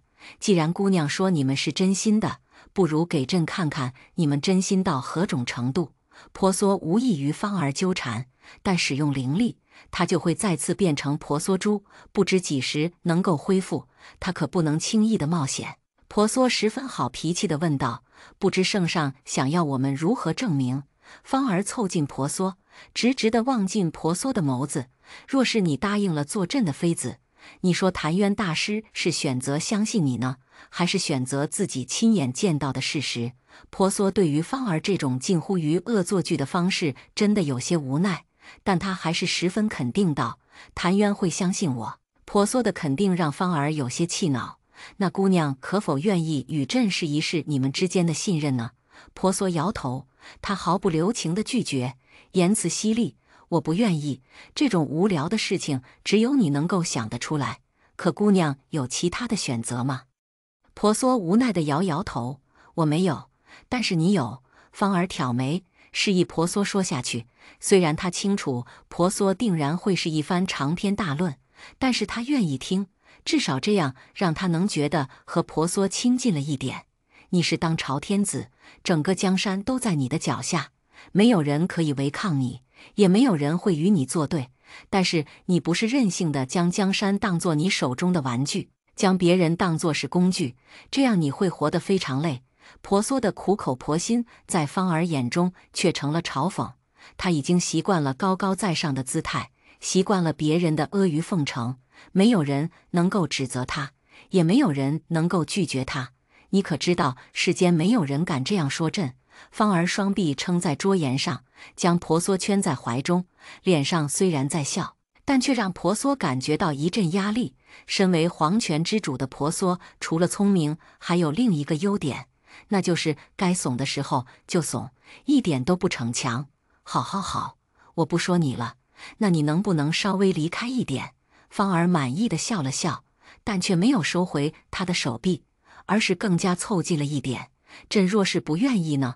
婆娑偏过头，堪堪躲过了芳儿温热的嘴唇。你不愿意，我当然没有办法，毕竟我左右不了你的选择，但我可以选择在你不愿意的时候讨厌你。因为前朝的政务，芳儿最终还是放过了婆娑，便吩咐工人将婆娑安排在了偏殿中。工人自然不敢怠慢，毕竟皇上的偏殿，就连皇后都没有机会留宿。看来这个新来的姑娘就要成为他们的主子了。皇帝喜欢的人，他们又怎么敢怠慢呢？被安排在偏殿的婆娑还未将屁股坐热，便迎来了第一个客人，当今的皇后娘娘。这位皇后娘娘年纪倒不是很大，但一身的雍容华贵将她本来的青春靓丽遮掩了起来，倒是显得老气了不少。可作为一国之母，没有人会在意她的青春，他们需要的正是一个雍容华贵的国母。婆娑屈膝行礼：“皇后娘娘万福金安。”皇后仰着头从婆娑的面前走了过去，从头到尾婆娑都没有瞧见她的脚尖，大概这就是世家贵女的仪态典范吧。婆娑跪了半晌，才听到皇后身边嬷嬷的声音：“姑娘来自民间，自然不懂得礼数，对待皇后娘娘自然轻慢了一些。这倒也不打紧，多跪跪就懂了。这是来给她下马威了吗？”果然有女人的地方就有斗争，尤其是皇宫。是跪一跪，对婆娑来说倒也没有什么损失，忍一时风平浪静。她无意卷到后宫争斗中，对此她表示：“皇后娘娘说什么就是什么吧。”婆娑意外的配合，倒是让皇后警惕了不少。若婆娑仗着皇帝的宠幸强行反抗，他大可以治一个以下犯上的罪名，在皇帝来之前将婆娑解决了。这样，就算皇帝问起来，他也有理由可说。想必皇帝不会为了一个女人驳了他皇后的面子。可婆娑这般的配合，倒是让他捉不到把柄。从进门的第一眼，他心中便升起了警惕感。后宫中佳丽虽然不多，但也不少。但像婆娑这般长相魅惑、漂亮的像妖精的女人却没有一个。大臣们送进宫的女人大多是养在深闺的贵女，端得仪态大方，但有时也难免有些死板。想必皇帝真是因为这样才会对一个长相如此魅惑的女人另眼相看。呵，皇帝终究是男人，即使掌管着天下所有人的生死，也免不了有男人贪花好色的毛病。皇后看着婆娑的容貌，在心中又忍不住对皇帝嘲讽了一番。说到底，后宫的女人没有多少是心甘情愿嫁给皇帝的，但她们进宫后还是被皇帝吸引住了目光。试问一个年轻俊俏，还是全天下最尊贵的男人，有多少女人见了能够不动心呢？但偏偏有一些例外，而皇后就是那例外中的一个。只因为她进宫前就已经有了心上人，而她的心上人正是先帝妻子，皇帝名义上的叔叔。若不是罗本源支持皇帝，当初最应该成为皇帝的人应该是他的心上人，她应该是那个人的皇后，而不是成为他侄子的皇后。为了逼迫他进宫，他的父亲竟然用上了自杀的手段，他不得不狠心和七王爷断绝了关系。他甚至让七王爷误以为她是一个贪慕荣华富贵的女人。他从小就知道她的身上担负着整个家族的荣辱，所以她要成为全天下最尊贵的女人。所幸她后来喜欢上的人是全天下最可能成为皇帝的。她以为她的一生就要这样幸福美满了，但好像老天见不得她好。她已经幸福了10几年了，所以老天最后夺走了她的爱情。她不得不为了家族进宫，也不得不将自己的善良隐藏起来，硬气心肠和那一个又一个的女人争一个她并不喜欢的男人。其实她最讨厌的就是算计别人，但她每天做的却都是一些算计人的勾当，有时就连她自己都厌恶了自己。她甚至不知道自己是为了什么而活。她不可以喊累，也不能休息，更不可以心软。一旦她有了这些想法，那么在杀人不见血的后宫，她就成为了别人脚下的垫脚石。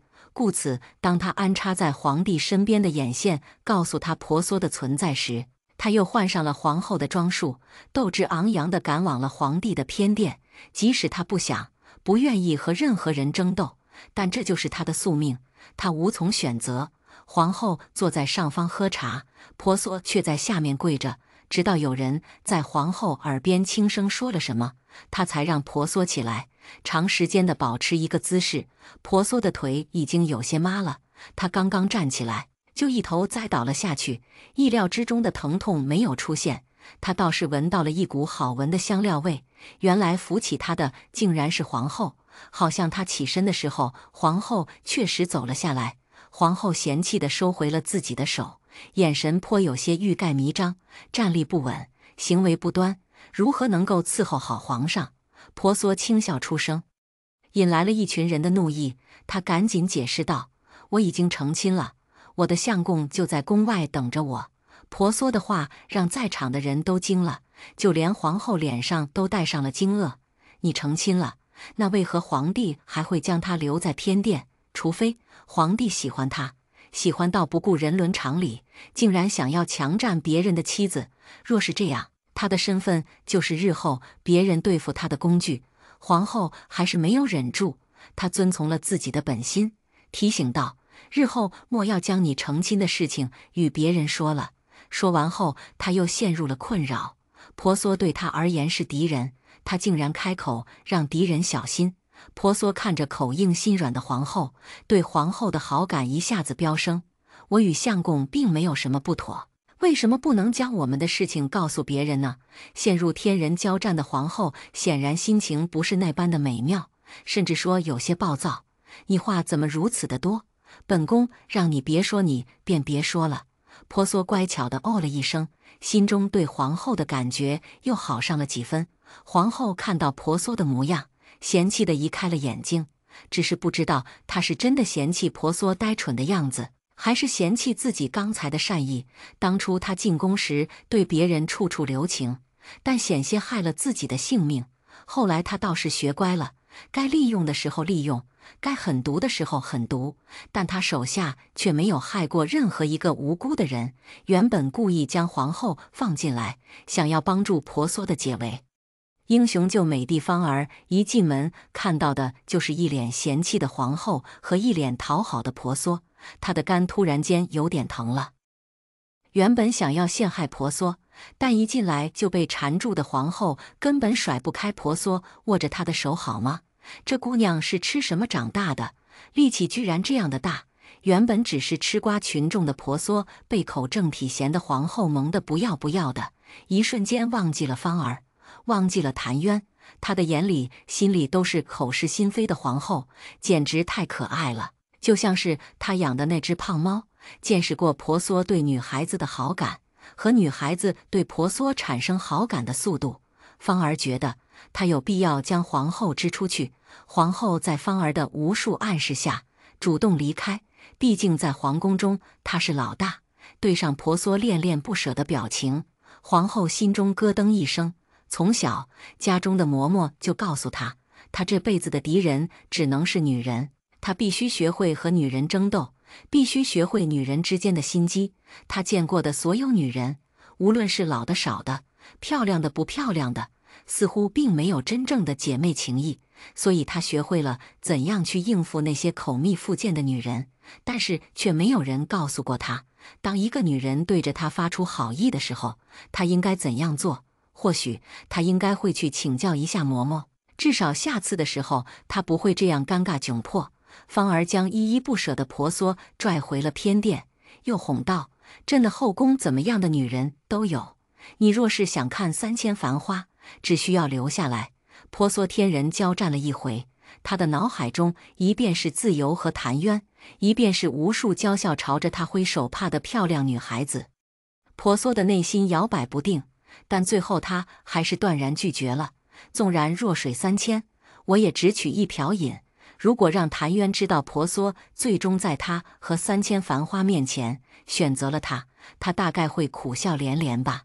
利诱没有成功的芳儿再次威逼：“你最好乖乖地留在皇宫中做朕的妃子，若是你想离开，朕可不敢保证谭渊大师会活着。”婆娑仰头笑了笑：“你威胁我？”芳儿点头，凑近婆娑，她呼出的气息都快要喷到婆娑脸上时才停止。“是，朕的确是威胁你。”婆娑离远了一些，才开口道：“我若是想离开，你是拦不住我的。”芳儿冷笑：“你可以试试，如果你敢离开，后宫中的这些女人就要为了你的离开付出代价。”芳儿离开婆娑，整了整自己的袖口，慢悠悠道：“后宫中算上宫女，嬷嬷起码有着5000的女人。你若是离开，朕便一天杀一个，直到你回来为止。”芳儿清楚地知道婆娑的性子，善良、人心便是她最大的破绽。婆娑皱眉，她漂亮的眉头几乎被打成了一个死结。“芳儿，你不能这样做。琼花公主定然不愿意见到你做这样的事情。琼花公主无论是在罗本源心中，还是在芳儿心中，都是神圣不可侵犯的，更是他们心中不能够触碰的弱点。”芳儿有些生气了。别提姑姑，芳儿将琼花公主放在心中的一处角落。倒不是她忘记了那个曾经帮助她、用生命捍卫她的姑姑，而是她将琼花公主放在她看不见的地方，就可以心安理得地抛弃琼花公主的教导。说到底，她是将自己的良知关在了笼子中。芳儿的情绪有些暴躁，似乎一提到琼花公主，她便很容易暴躁。婆娑轻轻地按在芳儿肩头，希望能给芳儿一些安慰。“芳儿。”许久后，芳儿神色软和了下来，她用湿漉漉的眼睛看着婆娑：“留下来好不好？这个皇位太孤单，太寂寞了，留下来陪我。”这次芳儿没有自称朕，她说的是我。当初的芳儿有多少的野心，她如今依然有，但皇位之路对于他来说太过孤单了。若他原本没有尝过温暖的滋味，或许会对寂寞没有多少的感觉。但他曾经体验过人世间最美好的感情，那是琼花公主给他的。可是后来琼花公主离开了，他也终于学会了一个人去承担一切。可上天又将婆娑送到了他身边，虽然他清楚他对他的感情是受了阿修罗王的影响，但他并不讨厌这种感觉，甚至有些迷恋。所以他想要将这种感觉留下来，一直留在他的身边，即使用尽手段，他也在所不惜。婆娑向来对软乎乎的东西没有抵抗力，尤其是顶着一张俊脸还软乎乎的芳儿，他有些手足无措。芳儿最终，婆娑还是狠心拒绝了芳儿的要求。对不起，芳儿，我不能留下来，但是我可以时常来看看你。婆娑的语气慈祥非常。但芳儿要的可不是这种长辈对晚辈的慈祥。她扳直了婆娑的身子，一字一句道：“朕会娶你，你会成为天底下最尊贵的女人。”婆娑不可思议：“我已经嫁人了，嫁人了，嫁人了。”这句话一直缠绕在芳儿的脑海周围，如同关着琼花公主一般。芳儿选择性地忽略了婆娑可能嫁人的消息。但如今，当他亲耳听到婆娑说出这句话，他的愤怒、嫉妒都快要冲出胸膛了。但他只能假装不在乎。朕不在乎。婆娑本能的反应。可我在乎。我已经嫁给了谭渊，就不可能和另一个人在一起。更何况我爱谭渊。芳儿，我并不爱你。芳儿的眼睛中充斥着红色，只是不知道他是被气的还是伤心的。总有一天你会爱上朕的。婆娑也不愿意打击芳儿，但爱一个人不是应该他说了算吗？为什么芳儿会那般的肯定？不可能。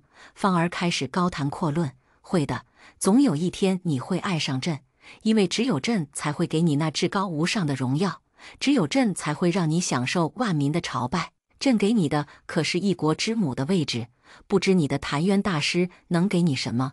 婆娑无语地转过脑袋。他觉得现在的芳儿和暴发户极其的相似。谭渊给了我一颗心，而恰巧的是，我喜欢的就是他的那颗心。芳儿皱眉，语气有些坚定。没有人会不喜欢母仪天下的位置，你只是假装不喜欢。看来几年没见，芳儿已经被权力侵蚀了。婆娑开始有些可怜她了。琼花公主不会在乎，而我也不在乎母仪天下的位置。你的皇后也不在乎。芳儿似是听到了天大的笑话一般，哈哈大笑，一度有笑岔气的危险。你若是说姑姑和你不在乎皇后的位置，我还可能会相信。但是你说皇后不在乎那个位置，简直就是滑天下之大稽了。婆娑不赞同地摇了摇头。芳儿，你太固执己见了。明明身边有着最好的人，可你却于强求并不属于你的东西。莫非你说的那人是皇后？芳儿提起皇后，似乎有着说不完的嘲讽，足足说了3盏茶的功夫，无非是什么为了权势，心眼小，容不得别的女人，做的一切都是为了他的家族，攀龙附凤，陷害好人，破坏后宫和谐。婆娑看着喋喋不休的，小心翼翼地打断他的话：“你是不是对皇后有什么误解？”芳儿的声音不断地拔高，甚至有些尖酸刻薄。误解？怎么会？我会对那种贱人有什么误解？婆娑地捂着自己的耳朵。好看，看来误解还真的不是1点2点的。激动的都忘记自称朕了。你现在活像一个讨不到糖果的孩子。在芳儿发怒之前，婆娑堵住了他的话：“不如我们来证明一下，皇后娘娘到底是不是你口中的那种人？”芳儿冷哼：“不用证明，她绝对是个贱人。”婆娑挑眉：“那万一是我赢了呢？”不可能。芳儿肯定非常。当初皇后进宫之时，芳儿也曾经对她有过感情，但随着她一次次的祸害，后宫中的女人一个一个的减少，皇后娘家的势力不断的扩大。谁料皇后最后还害了她的第1个孩子，孩子的母亲曾经是她最喜欢的妃子，温柔体贴，与琼花倒是十分相似。但是现在那个女人却变成了一个疯婆子。面对这一系列的事情，芳儿对皇后的怜惜已经连一丁点都没有了。之所以没有立即废了他，只是因为他身后的势力，他的家族。若非如此，他又怎会愿意见到那样狠毒的妇人？婆娑相信自己的眼睛，他相信他见到的皇后绝对是一个好人，所以他敢用自己作为赌注。若是我输了，我便留下来陪你；但若是我赢了，圣上便放我离开。好，杨柳岸，晓风残月，皇后坐在湖边凉亭中，无论是身边的太监还是宫女，都在她的安排下去休息了。她想一个人静一静，每天都装作一副不一样的面孔，她也会累。可是她不能说累，她不可以被击倒，她还要坚持下去，哪怕坚持的那些东西她十分的讨厌。婆娑学着皇后的模样，靠在凉亭边上，轻声道：“你在想什么？”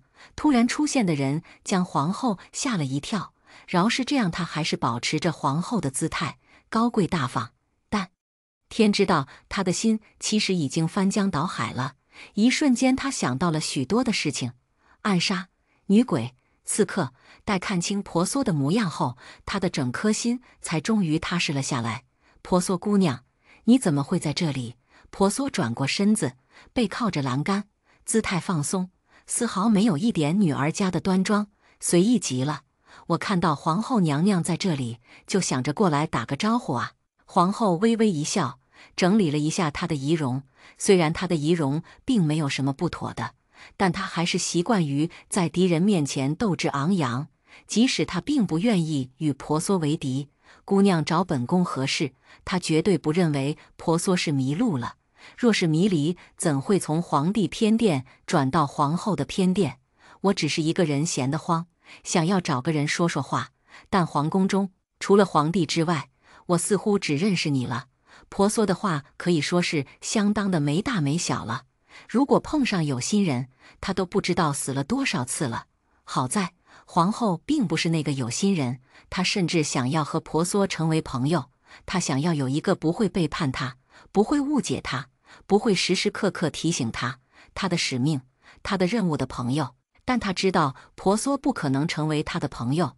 皇帝喜欢的女人只能成为他的敌人，人总是习惯自欺欺人的。他现在就想欺骗一下自己。你想与本宫说什么？婆娑想了想，开始闲扯。你喜欢什么样的花色？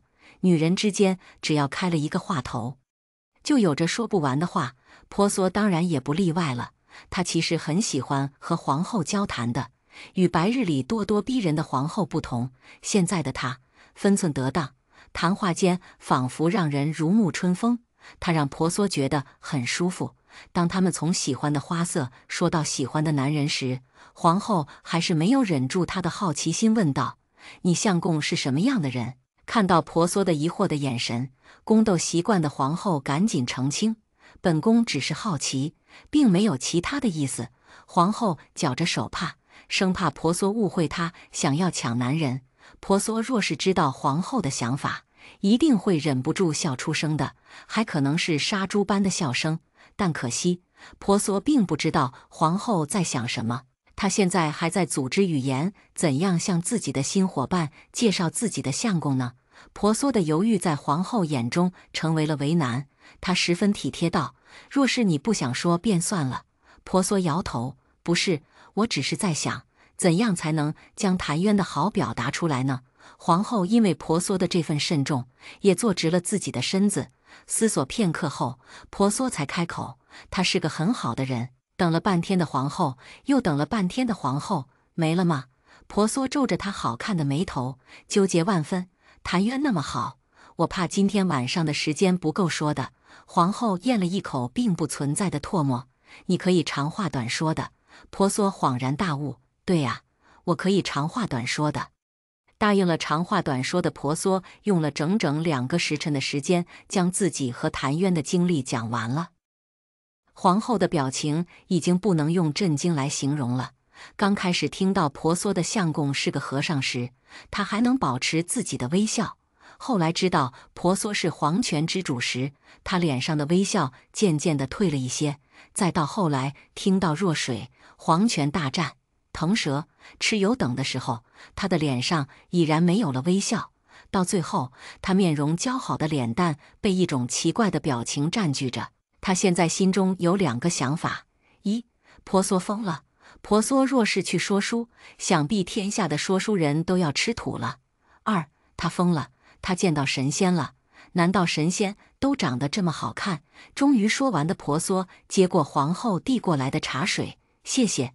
皇后思索再三，觉得还是有必要开口的。要不等一下让太医过来瞧瞧。婆娑被茶呛到了，她望着皇后，有些不确定的开口：“你不会觉得我在骗你吧？其实我没病的。”皇后想了想，终于想出了一个办法：“既然你说你是神仙，那你变个东西让我瞧瞧。”婆娑，她似乎独略过了她变成婆娑猪的那一段。自作孽不可活的婆娑脸色有一瞬间的铁青。难道她要告诉皇后，只要她动用灵力，她就会变成一头粉色的猪吗？不要，她是皇权之主，她也是要面子的。婆娑握紧皇后的手，非常认真地说道：“我真的是皇权之主，真的，你要相信我。”皇后像是哄着小孩子一般拍了拍婆娑的手：“好，本宫相信你。你是皇权之主，这是多么了不起的身份啊！可比本宫这个皇后大多了。”婆娑不开心，皇后分明是在糊弄她，可是她却证明不了，好急呀！最后婆娑只能铩羽而归，没有让皇后相信她的身份，反而让皇后产生了怜惜。对，关爱傻子的怜惜，这绝对是身为皇权之主的她第2不能让别人知道的黑历史了。看着失魂落魄的婆娑，皇后终究还是不放心，让宫女跟了上去，直到婆娑安全回到了皇帝偏殿，那宫女才返回。伤心的婆娑不小心撞上了一块木板，眼瞅着她就要一屁股坐到地上，幸亏这时有人拉着她一把。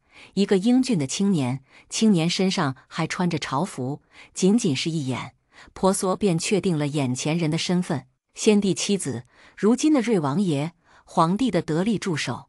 瑞王爷确定婆娑安然无事后，赶紧放开了自己的手。他也曾听说皇帝后宫中藏着一个绝色美人，如今看来应该就是他眼前的这一位了。既然瑞王爷救了婆娑，作为一个有礼貌的姑娘，她的第一反应就是道谢：“谢谢你。”眼见的婆娑却看到了瑞王爷手背上的一道伤口，如果她没有看错的话，皇后手上也有一道伤口。八卦之火开始在婆娑胸中燃烧。不得不说，有的时候女人总是敏感和正确的。姑娘言重了。瑞王爷并未打算与婆娑多做纠缠，草草了应了婆娑一声，便告辞离开了。作为一个喜欢追根究底的女人，在婆娑的旁敲侧击之下，婆娑终于知道了瑞王爷手上伤疤的来由，原来是为了保护皇后被刺客所伤啊！但婆娑的想象又岂是停止与一个忠心护主的王爷呢？女人啊，一旦开始她的想象，就像是脱缰的野马一般，拉不回来了。婆娑将脑袋埋在被子中，脑补了许多有情人不能成为眷属的故事，直到后来她被自己想的故事感动得哭了。女人有的时候真的很奇怪，宁愿去相信自己想象的故事，却不愿意去接受现实。不过现在，婆娑可是非常想弄清楚瑞王爷和皇后之间的关系。在婆娑的旁敲侧击、威逼利诱之下，她终于知道了瑞王爷和皇后的故事。原来皇后是要嫁给瑞王爷为妻的，但最后却成了瑞王爷的侄媳妇。或许除了外面盛传的婚约，两个人的应该是互相喜欢的，但在宫人的口中，瑞王爷似乎没有多么的喜欢皇后，甚至还有些讨厌皇后，说是处处针对也不为过了。皇后的为人尖酸刻薄，毫无母仪天下的风范，宫中鲜少喜欢她的人。当然，婆娑得到的消息不免有些偏颇，毕竟现在她可是皇帝的心肝啊。那些宫人为了讨好她，大概是什么话都能够说得出来的。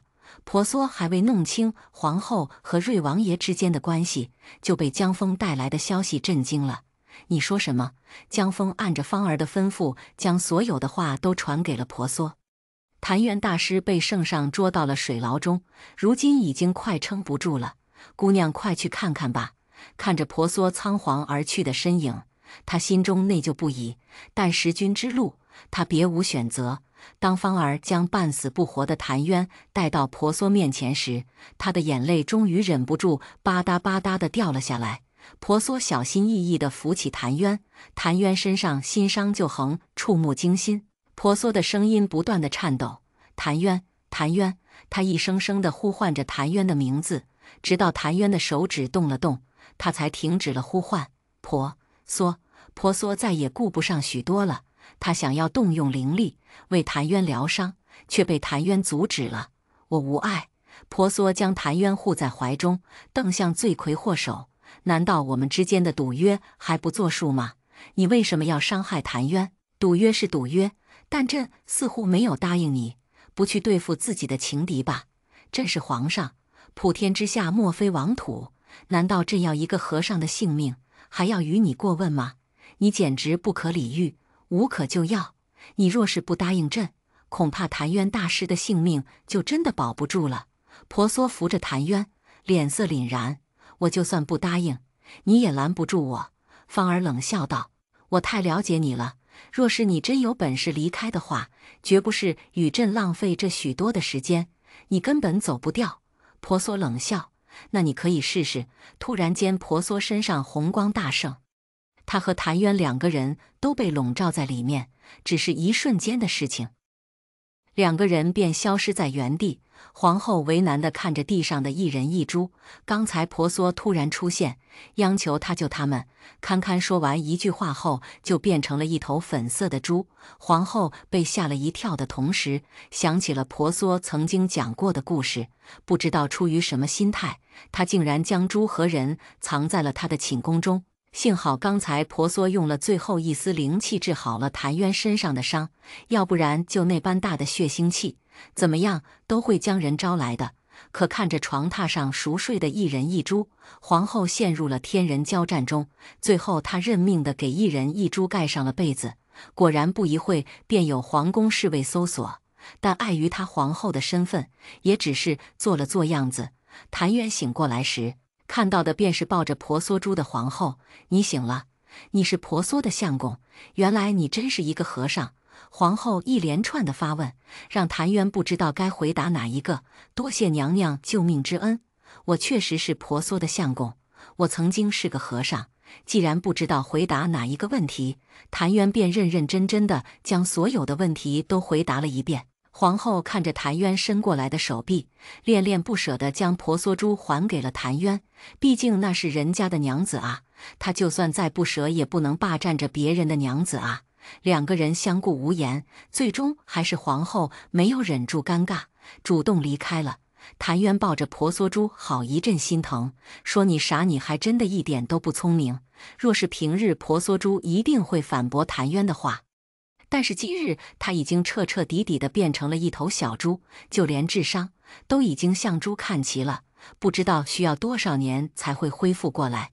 原本婆娑进宫后，他留在客栈中等人，但未曾想竟然给捉进了大牢。他们告诉他，婆娑已经嫁给了皇帝，成为了皇贵妃。这种无稽之谈，他又怎么会相信呢？婆娑为人处事，他最清楚不过了。更何况他对两人之间的感情十分的肯定。果然没有几日，他便见到了当今的皇帝。即使皇帝说什么，他也始终坚信婆娑不会背叛他。他的过分坚定，最后终于让皇帝发了怒，也让他至极受尽了百般的折磨。不过他一点都不会后悔自己的嘴硬，因为那是他对两人感情的坚持。时间已经没有任何人能够将他们两个分开了。他们对彼此的感情已经到了深不可测的地步。婆娑，我爱你。他将脑袋凑近婆娑猪的猪脑袋处拱了拱，柔声表白。被秀了一脸，不知道该不该此时出现的云隐，在谭渊身后为难地站着。婆娑很少做没有准备的事情，还未进城时，他便已经联系了云隐，安排好了一切。进城后，事情果然朝着他设想的一个方向发展而去。婆娑从不打无把握的仗，就算只是来京师转悠转悠，他也将自己所能想到的一切事情都准备好了。有备无患些总是好的，对于云隐来说是帮一时的饭票，还是长期的饭票？答案当然是显而易见的。因此，当他接收到婆娑发出的信号，便念了口诀，出现在皇宫中。幸好皇宫中的守护神与他也经常打些交道，要不然他还真的进不来呢。大师，我们该走了，有劳施主了。婆娑珠只是拱了拱谭渊，他便明白了婆娑的意思。好，我们去向皇后告别。看来你恢复的还挺快的。婆娑珠得意地扬起了自己的猪脑袋。那可不，他可是堂堂的皇权之主啊！谭元嘴角上扬，恢复了一点神智，但貌似智商没有恢复多少啊。皇后知道他们要离开的消息后，也只是嘱托了几句。最后，她抱了抱婆娑珠，羡慕地看着他们远去的背影。她也想像婆娑一样，天高任鸟飞。可惜，她的一生都必须在皇宫中不死不休地争斗，她根本无从选择。或许他当初有过选择，当七王爷想要和他私奔的时候，他只要答应了，便能够和自己的心上人双宿双栖。可惜当时他的父亲以死相逼，他岂能做不忠不孝之人？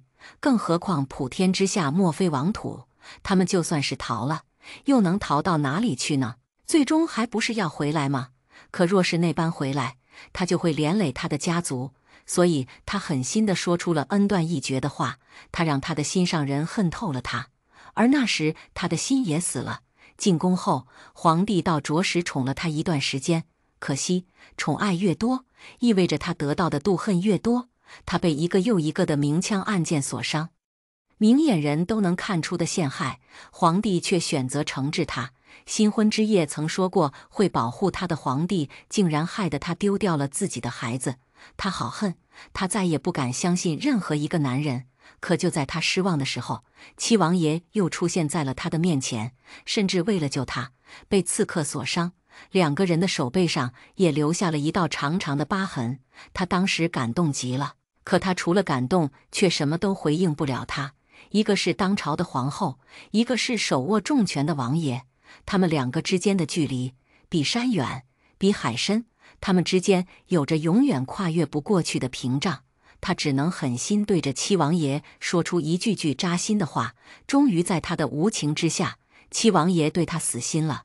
死心后的七王爷迎娶了美娇娘，人生幸福美满，而他却还要在后宫中争斗不断。嫉妒吗？怎么可能不嫉妒？七王爷原本是他的相公，最后却成了别人的保护伞。就算两人再次相见，七王爷甚至连一个眼神都不屑给他。或许这就是他的报应吧。皇后曾无数次的后悔过，羡慕过，甚至极度的发狂。但若是此事重来一遍，她想，她还是会选择进宫。她不想那么多人为了她的爱情陪葬，她只能在后宫中无休无止地争斗着。那是她的命运。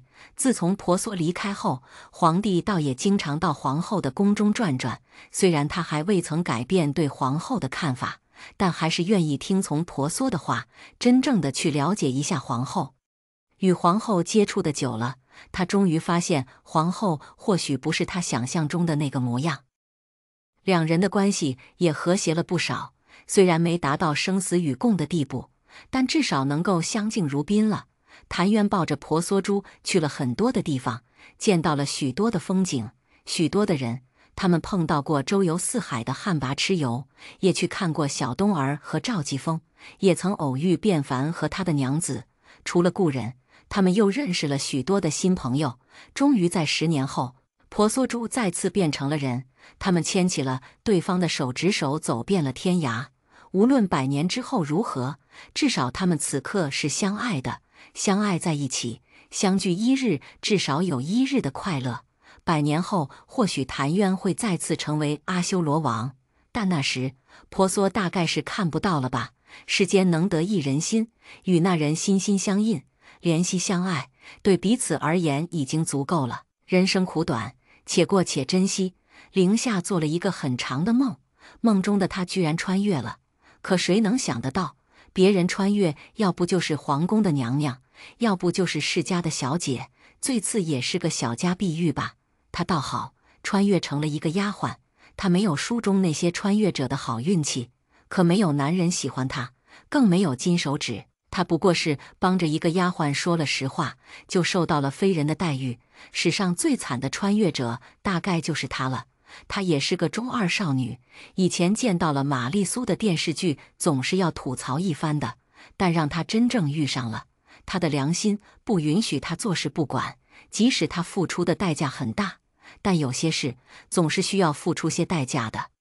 但让他想不到的是，最后救了他的竟然是那个冷冰冰的小姐。话说，这种小姐不应该是高高在上、仰着鼻孔看他的人吗？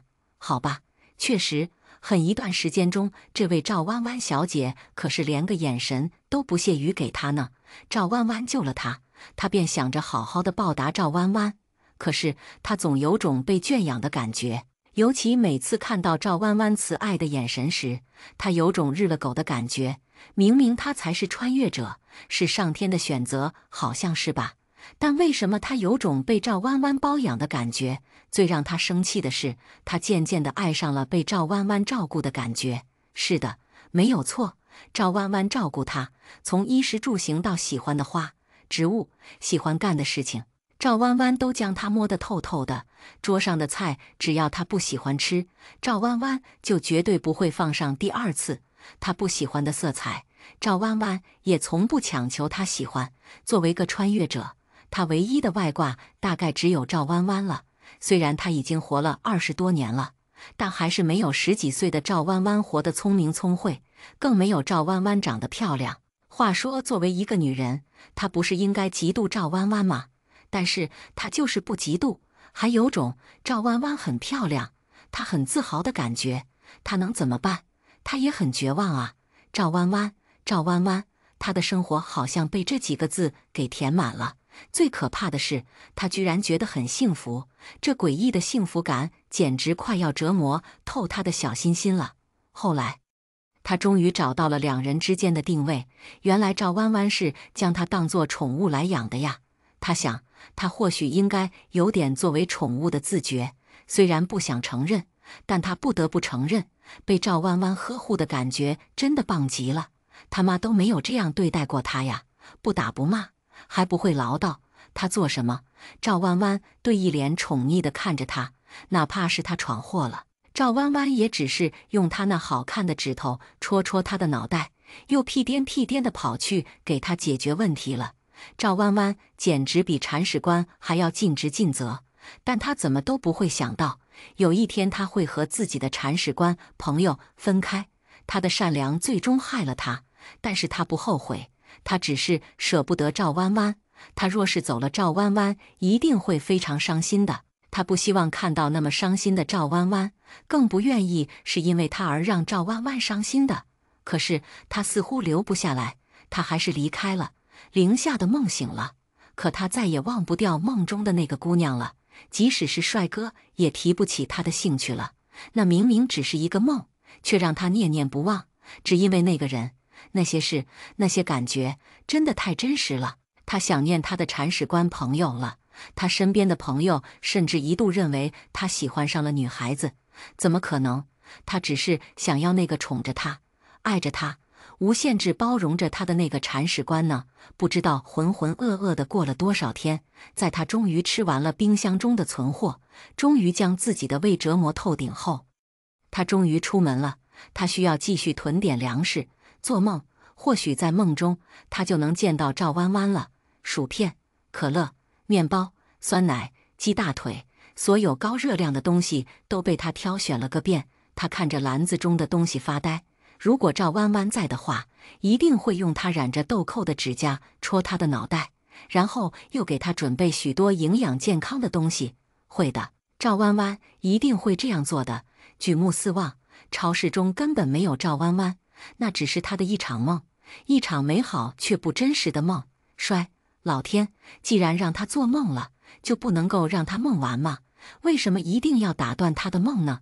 真讨厌啊！怎么吃这些东西？吃坏了身体可怎么办？他的心都快要跳出来了。他要不要转过身子？万一这只是他的一场梦呢？他要不要回头啊？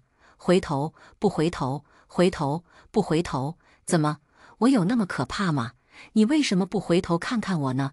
终于，他转过了头，他的声音有些呜咽，他的喉咙有些干涩，他的眼泪终于再也没有控制住地流了下来。铲屎官，我好想你。赵弯弯，铲屎官是什么鬼？赵弯弯保持着自己的笑容，将凌夏拦在了他的怀中，他的声音也随着凌夏的呜咽有些发颤。终于见到你了，正好。凌夏带回家了一个朋友，一个漂亮的足以秒杀8个凌夏的朋友，高贵大方，彬彬有礼，温和典雅。凌妈妈所能组织起的语言去形容凌夏带回来的新朋友，似乎都不为过。这样好看的闺女，和他家的那个傻缺居然能成为朋友，这一定是有阴谋的。凌妈妈已经在脑海中补了无数的宫斗情节。原来凌妈妈，她可是《甄嬛传》的超级爱好者。当凌妈妈问赵弯弯的身世时，凌夏也不由得竖起了耳朵。赵弯弯微微一笑，将自己在这个世界上编造的身份告诉了两人。凌妈妈，你家真有钱。我靠，他家的傻缺不但认识一个白富美，还是一个超级有钱的白富美呀！凌夏，你真有钱！天啊，他的铲屎官居然这么有钱，他是不是发了？赵弯弯保持着自己的良好教养，对着2个大惊小怪的人微笑。这个世界上的他虽然有很多的钱，但那些钱对他来说都没有一个凌夏重要。为了再次见到凌夏，他用自己的灵魂与魔鬼交换，换取了一世的安定。一世之后，他变成了真正的行尸走肉。可那又怎么？没有了凌夏，他即使变成行尸走肉，又能怎样？或许凌夏会转世，但转世之后的凌夏还是凌夏吗？他终于有些明白当初婆娑的选择了。无论那人有没有转世，与你在一起的、有感情的，始终都是那个人，而不是转世之后的他。人的前世今生总是有些差别的。幸好他在凌夏还有着他记忆的时候找到了凌夏，这样他已经很满足了。来世谁还管那些东西呢？今生能够相伴已经很好了。若水不知道自己在九重天待了多长的时间。他刚开始上到九重天的时候，曾经认识的那些人还有一些来看过他。后来婆娑履行了他的承诺，上了九重天来陪他。他还是曾经的那个婆娑，但一切似乎都有些不一样。婆娑是个骗子，答应了陪着他的，却只在他身边待了短短的3年，便烟消云散了。后来阿修罗王觉醒，阿修罗界被冲破，天上地下再次经历了一场浩劫。那一场浩劫，他认识的人几乎都陨落了，鼎盛一时的皇权也变得七零八落。最后人间出现了一个修道的奇才，最后是他带领这世间的修道者将阿修罗王重新封印，而封印阿修罗王的结界便是黄泉彼岸花。最终那个少年成为了新一任的天帝。这些故事似乎都与他没有多大的关系，即使在别人看来是天大的浩劫，与他而言不过是转瞬的一个故事。对于我这么一直坚持不懈地来看你，难道你就没有一点的感动吗？若水喷了新一任的黄泉之主，曾经的黄泉官差。小月儿一脸的水，谢谢。如果你下次来的时候不要再说那么多的话，我会更谢谢你。当初婆娑陨落的时候，选择了小月儿继承黄泉之主的位置。当时所有的人都觉得小月儿没有资格，但在那场浩劫中，小月儿竟然催动了彼岸花的力量，与彼岸花融为一体，成功地抵挡了进攻黄泉的阿修罗兵。虽然他为此付出了代价，但已经没有人再去质疑他了。他成了当之无愧黄泉的新主人，而他要付出的代价则是遗忘。彼岸花的力量来源于爱，当时情况紧急，小月儿根本参透不了大爱的真谛，他唯有剑走偏锋，用弃情绝爱的方式得到彼岸花的认同。没有小爱的他，终于没有了私心，变成了真正的大爱却无情的人，也终于催动了彼岸花的力量，但也忘记了他的相公，忘记了他们曾经的誓言。而被他忘记的倒霉的白亦菲在那场大战中受伤，到现在还没有醒过来。估计等他醒过来，知道自己娘子忘记自己的事情，会气晕过去。若水倒是十分想见到那个场面，尤其是在小月儿烦得他脑袋快要炸裂的时候，他希望有人能来看看他，陪陪他，但绝不是来烦他，好吗？他一点都不想见到这个烦人的小月儿啊！在他的威逼利诱之下，小月儿终于离开了。若水长长的舒了一口气，变做了一个美貌的姑娘。细细一看，她的容貌与当初在阿修罗镜中的灵儿一般无二。多年的修行，她已经能够化作人形了，甚至还能在若水周围转上一圈。可惜离得太远就不行了。灵儿，顾大哥。若水没想到自己刚化作人形，就见到了阿修罗镜中的故人，他也有些惊奇，有些兴奋，甚至有些害羞。他轻轻地唤了一声顾大哥，一声顾大哥让顾慈的脸上露出了笑容。原来你真的在这里。当初阿修罗王冲破结界，带着阿修罗族的将士征服天下，但顾慈却选择了与阿修罗王为敌。他是唯一一个背叛阿修罗王的人，他并不是不忠诚，而是接受不了阿修罗王的残暴。他希望能够帮助更多的人，所以他将阿修罗王的弱点告诉了天界。阿修罗王的弱点大概只有那位陨落的女神了。在阿修罗王兵败后，他拒绝了天帝的册封，而是按着他的心意求了一个看守若水的职责。因为阿修罗王罗王告诉过他，他的灵儿就是如今的若水。你来找我。若水瞪大了眼睛，不敢相信顾慈的话，他害怕是自己自作多情。他经历了太多失败的感情，已经不太相信别人会喜欢他了。顾慈冷不丁地瞧了瞧若水的额头，用力可一点都不小，都将若水敲出了泪水。若水瞪着自己的眼睛，不敢相信地控诉道：“你这是做什么呀？”顾慈没好气道：“惩罚惩罚你这个小呆瓜。”小月儿给若水带过很多的话本子，话本子上也有许多肉麻的话，例如小呆瓜。每次听到那样的话，他就忍不住干呕。但现在他为什么有些开心呢？他竟然还和那些话本子中矫情的小姐一样，用自己都听不下去的甜蜜蜜的语气说话。谁是小呆瓜呀？你这个大坏蛋！你打我就算了，还说我是小呆怪，你简直是大坏蛋，大坏蛋！顾慈脸上的笑意越甚，他将若水紧紧地抱在怀中，用带着蛊惑的声音说道：“你不是小呆瓜，你是什么？我当然是来找你的了，天上地下，我只想找到你。我已经错过了你那么多次，这次怎么都不会放手了。”若水的嘴角再也下不了了，他学着画本子中那些主角的模样，一把推开了顾慈。不防的顾慈被推了一个踉跄，他可不能这么便宜了顾慈。当初他们两个错过了那么多的机会，现在他一定要像画本子上的主角一样坚定一些，让顾慈也吃吃苦头。我如果不愿意呢？顾慈无奈地摇了摇头。那你怎样才能愿意？若水低着头认真地思考。貌似小月儿带来的话本子上的说法可以试一试啊。若水扬起她漂亮的脸蛋，坏笑道：“你如果能捉到我，我就让你嘿嘿。”就答应你。顾慈威胁道：“那你可要跑快点，要不然让我捉到的话，你可要倒霉了。”两个人便在若水周围玩起了你追我，我追你的无聊游戏。刚开始路过的神仙还会驻足看看他们两个的无聊游戏，到后来已经没有神仙愿意从他们面前走过去，毕竟他们可都是当了数万年的狗，看不惯别人甜腻腻的样子，真的很扎心啊。若水求了数万年的感情，在他终于情爱的时候得到了。原以为阿修罗镜只是他的一场梦，但谁能想得到，这场梦最后竟然成真了，能够与顾慈相知相守。他已经了无遗憾了，他也终于明白婆娑是用怎样的心情去爱谭渊了。他想，他以后也会用同样的感情去对待顾慈的，因为那是他爱的人。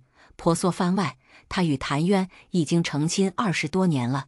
谭渊的脸上已经挂上了无数的细纹，但是他的脸上却还是光彩依旧，他依旧青春靓丽。前10年，在他还是婆娑猪的时候，总是有人问谭渊为什么要抱着一只粉色的猪呢？谭渊总是会告诉别人，那不是猪，那是他的娘子，是他的挚爱。然后就得到了别人关爱傻子一样的眼神。后来的10年，她恢复了人形，成了一个绝色美女。还有人会问谭渊，她是什么人？为什么会和一个和尚在一起呢？谭渊总是会告诉他们，她是他的娘子，是他的爱人，然后就会收获别人鄙夷、羡慕的眼神。后来他们在一起的时候，还是会有人问谭渊，她是什么人？谭渊总是不厌其烦地告诉别人，她是他的娘子，是他今生最爱的人。然后他就给请到衙门去喝茶了。一个老和尚诱拐漂亮姑娘的事情也就传遍他们所在的地方了。后来老和尚谭渊不得不带着婆娑另外一个又一个的地方，不得不接受别人诧异谴责的目光。但是他们2个人只要在一起便好了，只要他们2个在一起，别人的随口的说辞又有什么大不了的呢？谭渊活了足足100多岁呢，但最终他还是离开了。婆娑亲眼看着谭渊的魂魄飞进了阿修罗境，便离开了。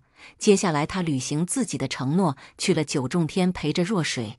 原本他以为可以见到变凡的，但谁能想到当初那个野心勃勃的少年居然离家出走了。只是因为他的娘子去陪了陪他的后儿子，他就离家出走，以显示自己的抗议。当他听到这个消息的时候，他笑抽了，并且十分没有道德的将这件事情转告给了他所有的朋友。然后他就得到了来自魔界和九重天的双重追杀。虽然他并未将魔界和九重天的追杀放在眼中，但每天被人骚扰也很烦的呀。好在后来变凡和他家娘子喜欢上了去人间玩，2个人竟然双双去投胎了。据说第一世的他们可是师徒的关系呢，还是女师男徒。婆娑只想说他们还真会玩呢。接着他又陪了若水一段时间，直到他的灵魂消失在天地间。当初魔君将他的神智从身体中带出来，代价又怎么会是将他变成一头猪呢？他要付出的代价便是魂飞魄散，但他心甘情愿。他为天下人已经付出了太多了，现在他只想简简单单的和自己心爱的人过一辈子。他不会老，却会死。他以永远的生命换取了和谭渊相守100年的机会。或许有人觉得他傻，但只有他知道，他所做的一切都是值得的。他相信谭渊，但从不相信阿修罗王。所以在他灵魂消散前夕，他安排好了黄泉所有的事物，并将能够唤起阿修罗王感情的彼岸花留在了黄泉。他消失的时候，嘴角挂着笑容，一如当初谭渊死亡之时的笑容。他好像看见谭渊朝着他招手了，或许在另一个世界中，谭渊在等他呢。本篇故事完结，感谢您的陪伴。更多长篇故事，敬请关注频道播客。我们下个视频再见。